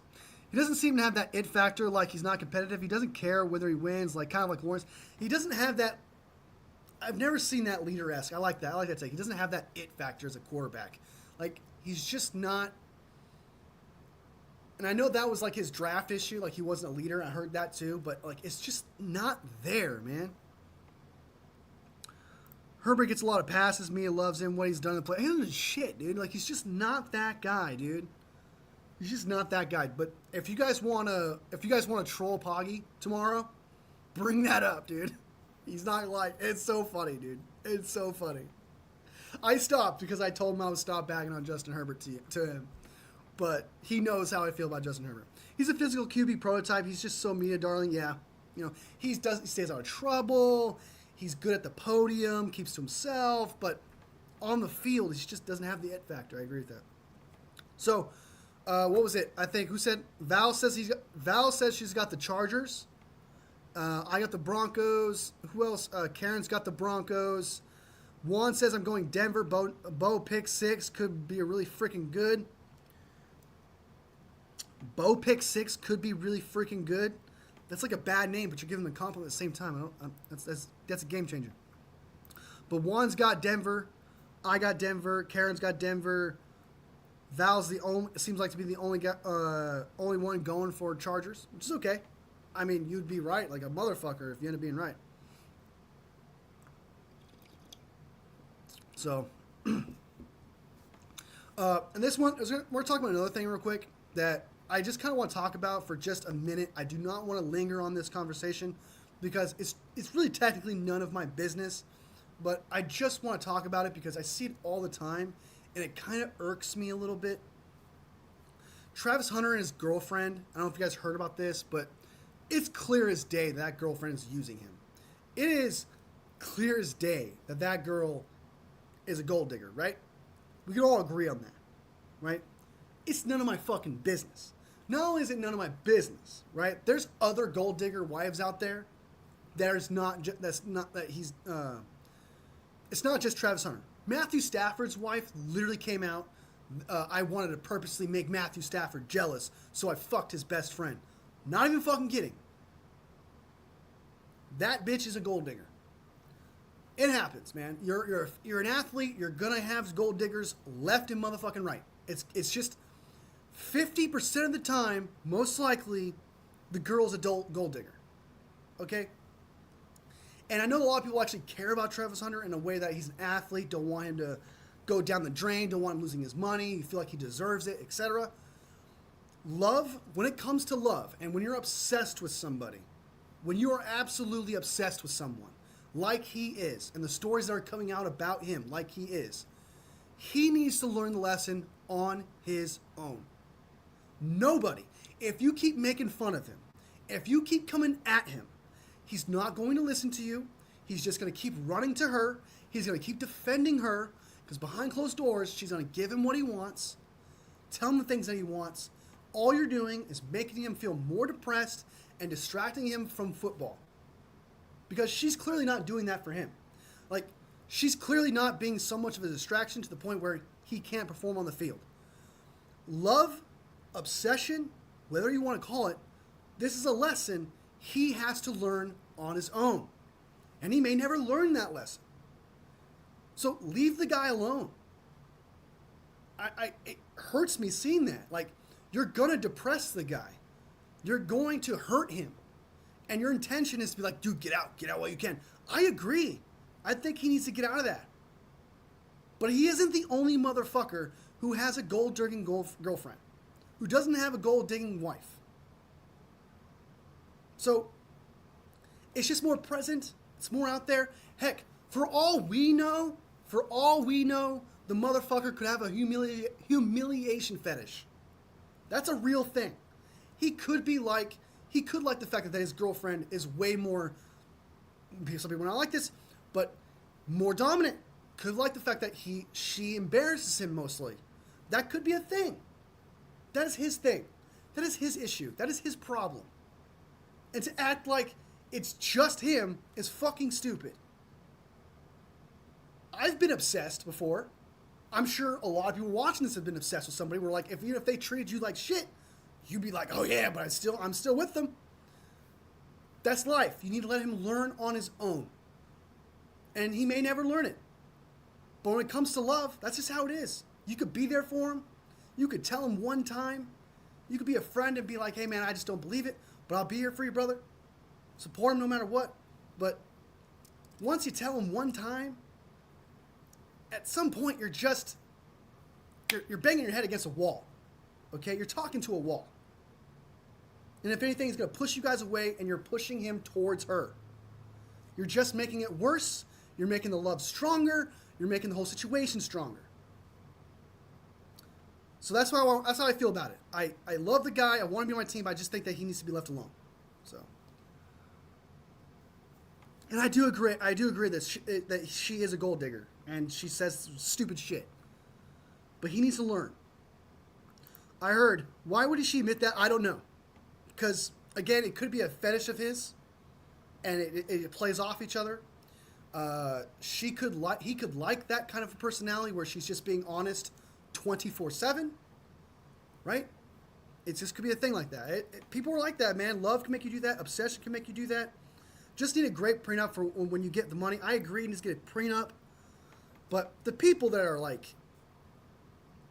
just really getting involved, like just making like these memes about it. Like if you're gonna bag on him, bag on other people too, man. There's other players out there. Why do people care? He's a grown adult, make his own. Exactly, it's his own decision, man. He needs to learn from himself. The only people I feel like who should have an opinion on it, or like, is his father, Deion Sanders, who's like a father figure to him, Deion Sanders, or people that are super close to him, have the right to be like, hey, this is the case. People that he trusts, that he loves. Your random ass on the internet is not going to convince him. Some random ass comedian is not going to convince him. You're just going to make, like, I can't tell you this. You ever felt like the world's against you and you're like, well, fuck you, I'm just going to keep trying, or fuck you, I'm going to keep going back to this? That's what you're doing. You are a random guy on the internet, and all you're doing is reinforcing the relationship. The only people who have any kind of influence are literally his influencers, such as his father figure in Deion Sanders, his best friends, and family members. You are not doing shit. All you're doing is depressing the guy and frustrating him. That is it. And I like that, Strawberry. See, he's a grown-ass man. He's willing to make his own decisions. Travis Hunter's girlfriend looks like she sucks, but harassing them won't do anything. It'll just make it worse. Exactly. Strawberry True, it's his life, his money, he's a grown-ass adult. Exactly. You guys are fucking awesome, man. You guys are giving me goosebumps. You guys can't see it, but I got goosebumps. Thank you guys for reading. Because I feel like I'm the only motherfucker on the planet who thinks that. Like, I just feel like I'm the only person. Just leave the guy alone. God. Because, like, yeah, we said everything. So we said everything about that. Love your guys' opinion. I appreciate your guys' opinion. Thank you for agreeing with that, because I feel like if you disagree with me on that, I would feel hurt. And I would have to walk away. Because drives me nuts. It just drives me off the wall. So, all right, so we talked about the Broncos thing. We talked about Penix over Cousins. We talked about Travis Hunter's girlfriend situation. We talked about the cuts of Ambry Thomas going to the Colts. And, you know, I wish him the best, but he was never the answer for the 49ers. He needed to go. He just wasn't the guy. The 49ers didn't believe in him. He just had to go, right? So he needs a fresh start somewhere else. I liked his potential, but just never worked out. A lot of people seem to like the tackle we picked up, Austin Pleasance. A lot of people seem to like his potential. I don't know enough about him, but apparently he's got some upside. What do you guys think of? He failed his physical. Wait. Are we talking about Ambry Thomas or or Austin Pleasance? Are we talking about Austin Pleasant or are we talking about Ambry Thomas? Because if Austin Pleasance failed his physical, I'd laugh. I laugh a little bit because it's like the hype was there. What do you guys think will happen with Mordecai next year? I think he's undrafted. Do undrafted players get 1 year? I thought they get like a couple years. I think they get a couple years, don't they? Like 2? I could be wrong. Let me check. Contract. Yeah, we have Tanner Mordecai for 3 years, so he's going to be on the 49ers. We have he signed a 3-year contract, so we'll have Tanner Mordecai for a few years.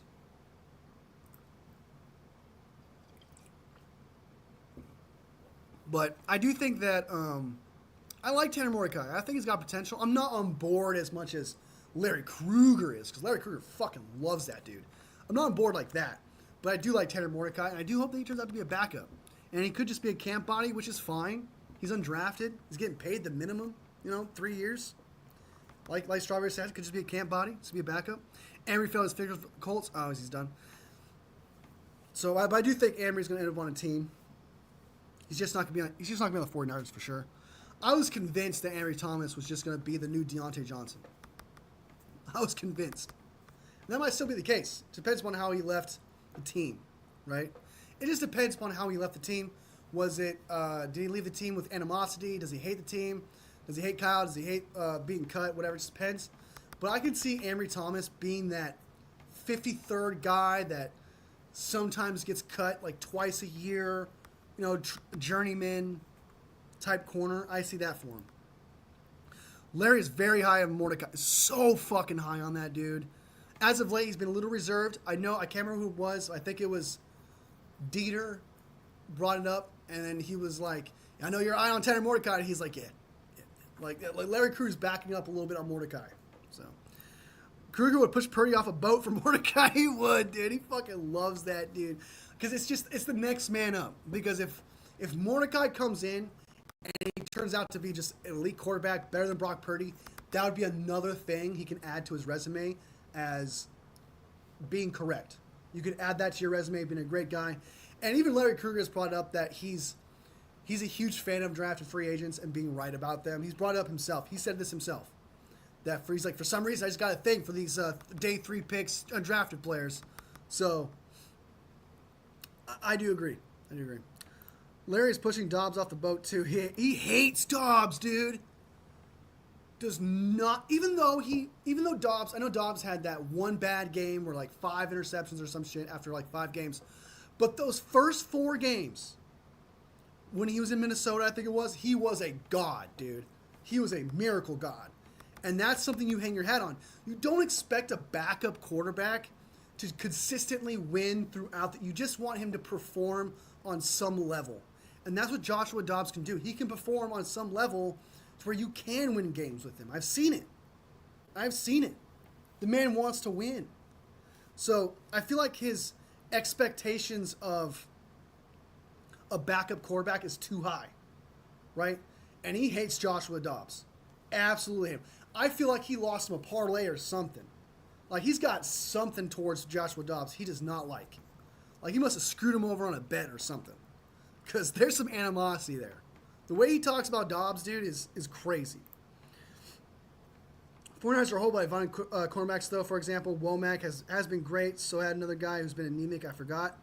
Luter Jr.'s been all right. He's like the 6th corner. He could be good next year. You're not wrong. Green looks pretty good. Womack looked like he was going to be better than Lenore. We did draft Lenore.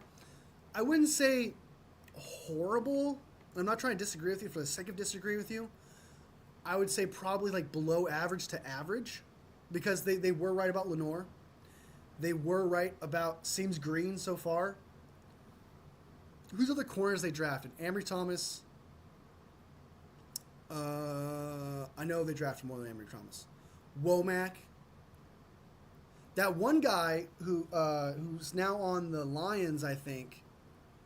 What's his name? I wanted to keep him last year, like Deshaun something. I keep thinking Deshaun Jackson, but that's not what it is. It's like Deshaun, like he was an undrafted free agent, some shit. We let him go, then some other team picked him up, and right now he's actually not playing that bad. I can't think of his name, but that was technically a good pickup. So I wouldn't say they're horrible. Maybe below average to average at corner. Fans always love the backup more than the starter until he gets in place. Yeah, that's true. That's true. I agree with that. So Ambry Thomas could be a superstar. I don't think he'd be a superstar. I don't think. Name, why the fuck did it correct anemic? I don't know. Couldn't tell you. Couldn't tell you. He was only good for 2 games, and then his play fell off dramatically. Eventually, the 4th game insulted him being benched for Mullins. True. True. True. I like Mullins, too, man. As a backup, of course. I like Mullins. E-Man was it? Oh, that's true. Emmanuel Mosley. You're not wrong, Strawberry. That was a good one. That's a good one. Deshaun Jameson, he went to the Panthers, I thought. That could have been it, not the Lions. He's probably starting right now for the Lions. But last time I checked, isn't he starting for the Panthers? I think he's starting for the Panthers.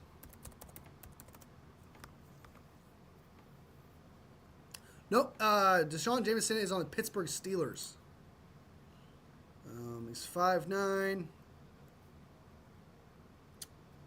He's got 1 pass deflection, 10 total tackles, 6 solo tackles. Sounds like a safety, really. He's 5'9", short guy. That's his current stats in 2024. That's not bad for an undrafted free agent. Not bad. Dobbs is a pretty impressive dude. NASA aerospace engineer. Yeah, I'm proud of him. He's really... Also, DJ Reed. Yeah, it's true. DJ Reed was a stud, is a stud, and a starter. So I'm not trying to disagree with you, Juan, but I think they're actually pretty good at picking corners. Now that they're actually pretty good at it. They just don't believe in them. That's the thing. Like, they pick them, but they don't believe in them. Deshaun Jameson, DJ Reed, those are 2 of them right there. Mosley went to somewhere else. He was a good corner. He's injury prone, though. Green's looking good. So, I don't know. I think they were just wrong about Ambry Thomas. Like, starter-wise, so far Ambry Thomas has probably been the biggest one. I think it just gets a big microscope just because it's a 3rd-round draft pick. And Womack. But he was a 5th-round pick, I think. So, they missed on 2 corners. Strawberry's right, was decent for like 2 games, then fell off the cliff. There was a corner drafted in the same draft as Purdy, didn't make it to the 53. I think he ended up on the Commanders. Wasn't that Womack? I thought it was Womack. Let me check.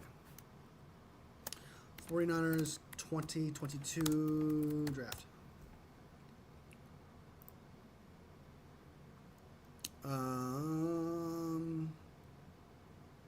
We got Drake Jackson, who's a bust. Looking like a bust right now. Ty Davis Price, terrible. Danny Gray's not on the team either. This is a bad draft. Spencer Burford's looking like a backup.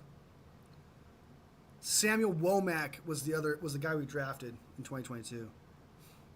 Nick Zakel, that's who we got there. Kalia Davis, who's looking like a good depth piece. Oh, there we go. You're talking about Tariq Castro Fields. Tariq Castro Fields. I didn't like that pick. He was an older guy. I think he was like 25, 30s wasn't the guy. And then there's Brock Purdy. There's Tariq Castro Fields. What's he doing?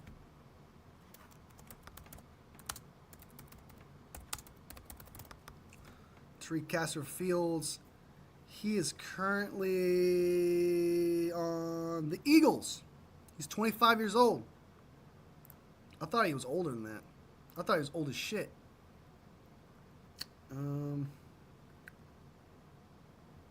He's currently on the Eagles right now. So, but he did get picked up by the Commanders. You're right about that. What is his stats? Let's look at his stats right now. He's played in 2 games, but hasn't started in any of them. 2 games. He started in 1 game, sorry. And he has 4 tackles, 3 solo, 1 assist. And, yeah. So he's not really doing much for the Eagles right now. I'm out of coffee. How's Luke McCaffrey doing on the Command? Fantastic, man. He's a starter. He's a starter on that team. He's doing really well for him. Doing really well for the Commanders right now. He's a starter, 110%. I'm super certain the 49ers were going to draft him until the Commanders, I think, moved up and drafted him. I could be wrong, but because everyone was saying that he was like a 4th round, 5th round, 6th round pick, somewhere around their day 3 pick. And I think the Commanders moved up to get him. I think. Let's look at his stats right now. He's doing pretty good for a 3rd round pick right now. He's 6'2", 198 pounds. He doesn't have a touchdown, though. He doesn't have a touchdown. He's got 1 reception, 1 target. He's caught previously against the Pittsburgh Steelers on 11-10. I guess he's not starting. He is not starting anywhere. But he's got... I take that back. I don't think he's playing that well. Yeah, he started in 5 games. He has started in 5 games, I think. Or is ESPN being bullshit with me right now? Let me find it. This one's better. Pro Football Reference is a better place to look for stats. They actually give you real shit. Okay, so 2024. He started in 4 games. He's played in 14 of them. He's averaging 7.4 yards a target. His 81% catch percentage, which is not that great. 17 touches and 155 yards from the line of scrimmage. His best game, doesn't have a TD yet. His best game was 44 yards against Cincinnati, who has like the worst defense in the league. So yeah, 3rd round pick. So he's actually playing a lot worse than I thought, but I still think he's going to be. I think Luke McCaffrey is going to be good. I think he's actually going to be good. I think he just needs time to develop. Yeah, Carson Fields was on the Commanders last year. Now he's on the Eagles. Yeah, but he was 6th, 7th round, so that's where you draft for depth and straight special teams. Not a big deal to miss. Exactly. It's like 6th or 7th round. It's kind of where you get a backup quarterback, backup lineman, backup anything. You don't expect a 6th or 7th round pick to really kind of be a starter. It happens. You got Brock Purdy obviously being a starting quarterback, so it does happen. Is Kingston still in the Panthers? Is he on the practice squad first to snatch him up this offseason? I know a lot of people loved Kingston.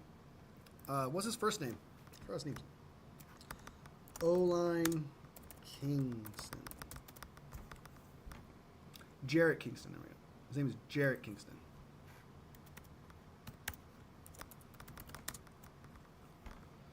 I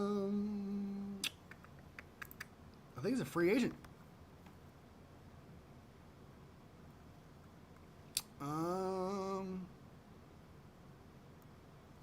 Played 12 games in 2023. 11 starts at right guard, 6 at right guard, 5 at right tackle. So he started last year. He is a tackle for the Carolina Panthers right now. He's currently on the Panthers offensive tackle. How many games did he play?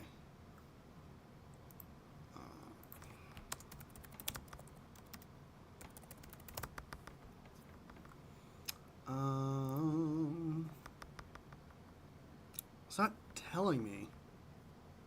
So I don't think he started for any. ESPN sucks ass, so I'm not going to look that way. He's played in 4 games.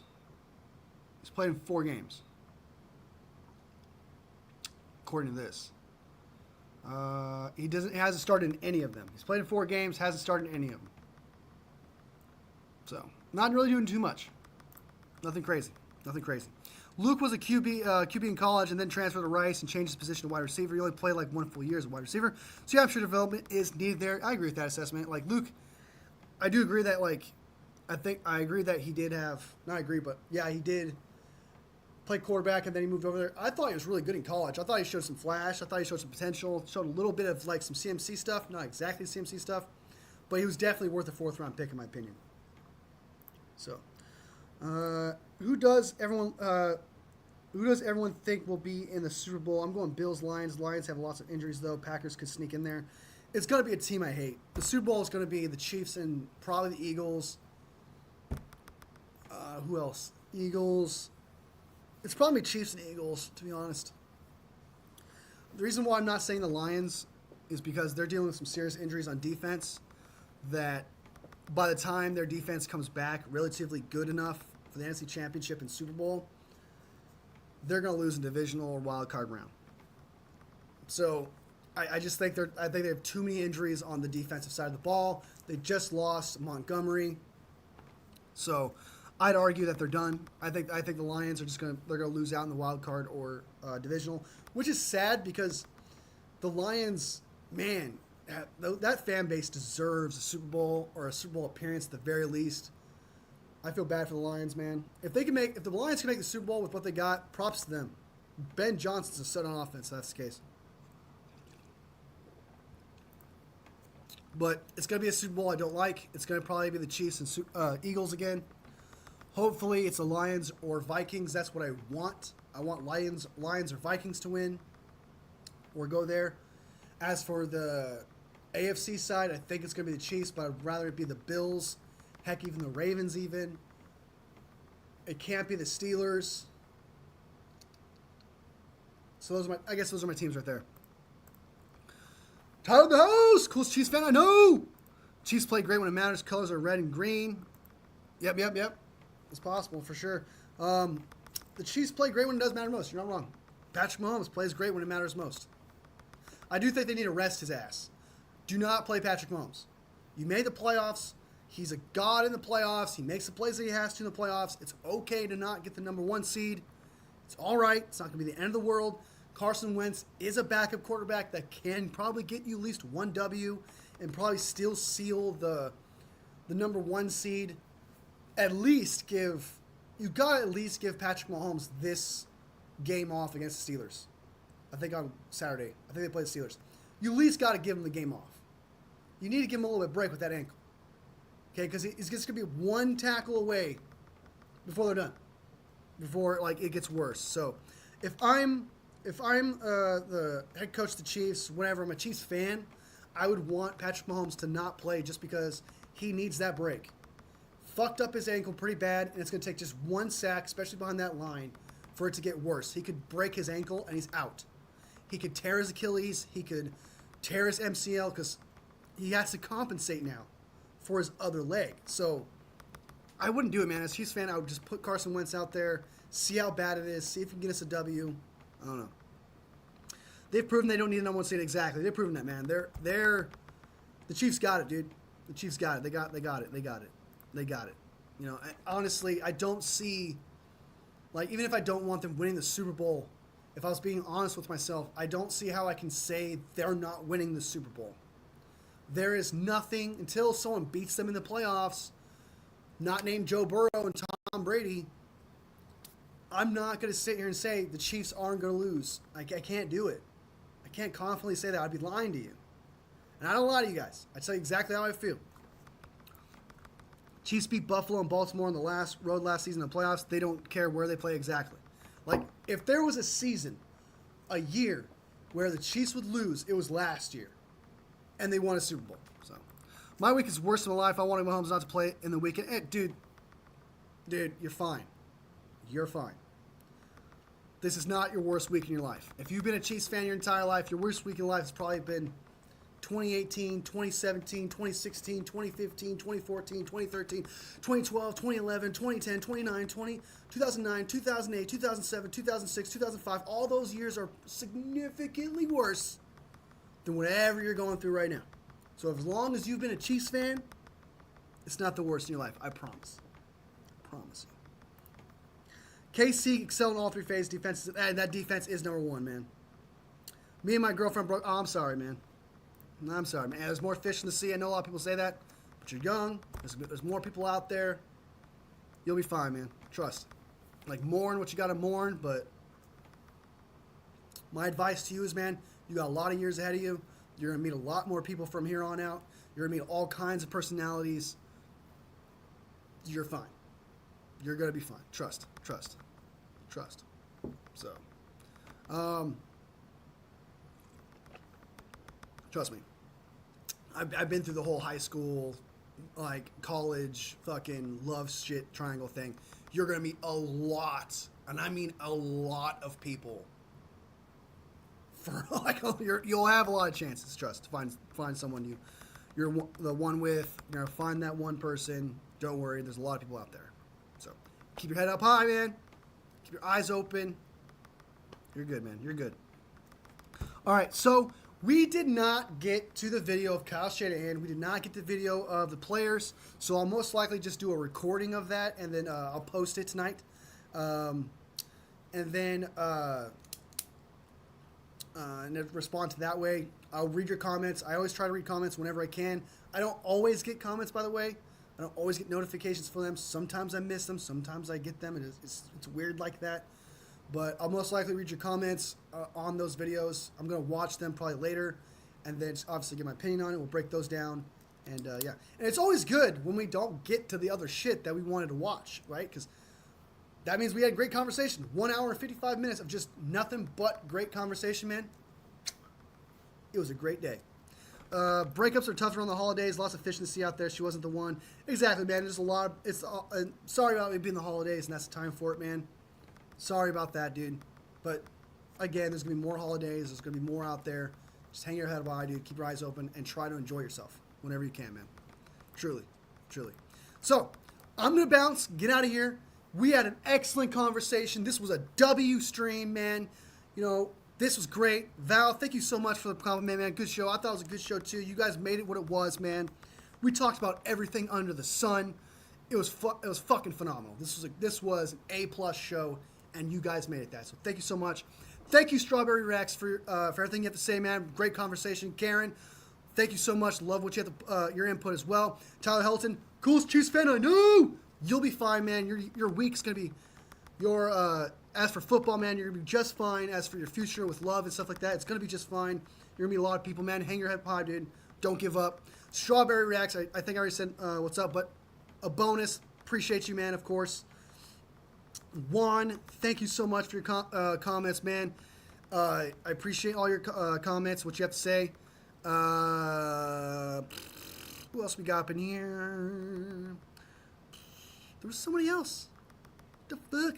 Sam, good to Sam. Thank you so much for letting people know about my stream, getting people in here. You're awesome. Thank you so much. Welcome to the one guy. What's his name?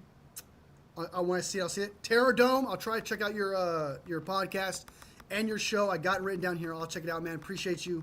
As always, pay the man, as he says. Pay Brock. I agree. Pay the Brock. Zeddy Morgan, even though you're a Rams fan, man, appreciate you coming here, supporting the channel. You know, say what you got to say. Just don't get personal. All love, dude. Wish you the best in the playoffs. Karen, I think I already said, what's up to you, man? To you. Thank you so much. Michael, as always, appreciate you and your family supporting the channel. You're awesome. Days P. Shark 49ers fan. That's the guy you brought in.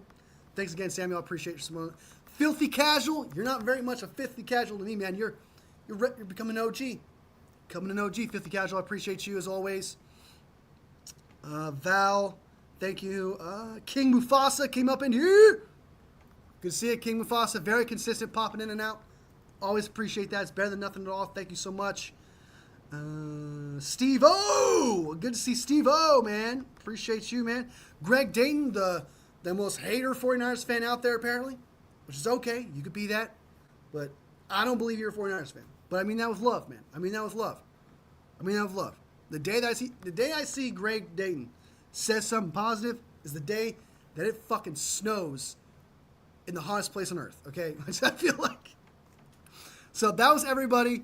Thank you so much for making this channel what it is, because like I always say, it is absolutely nothing without you. So thank you so much from the bottom of my heart.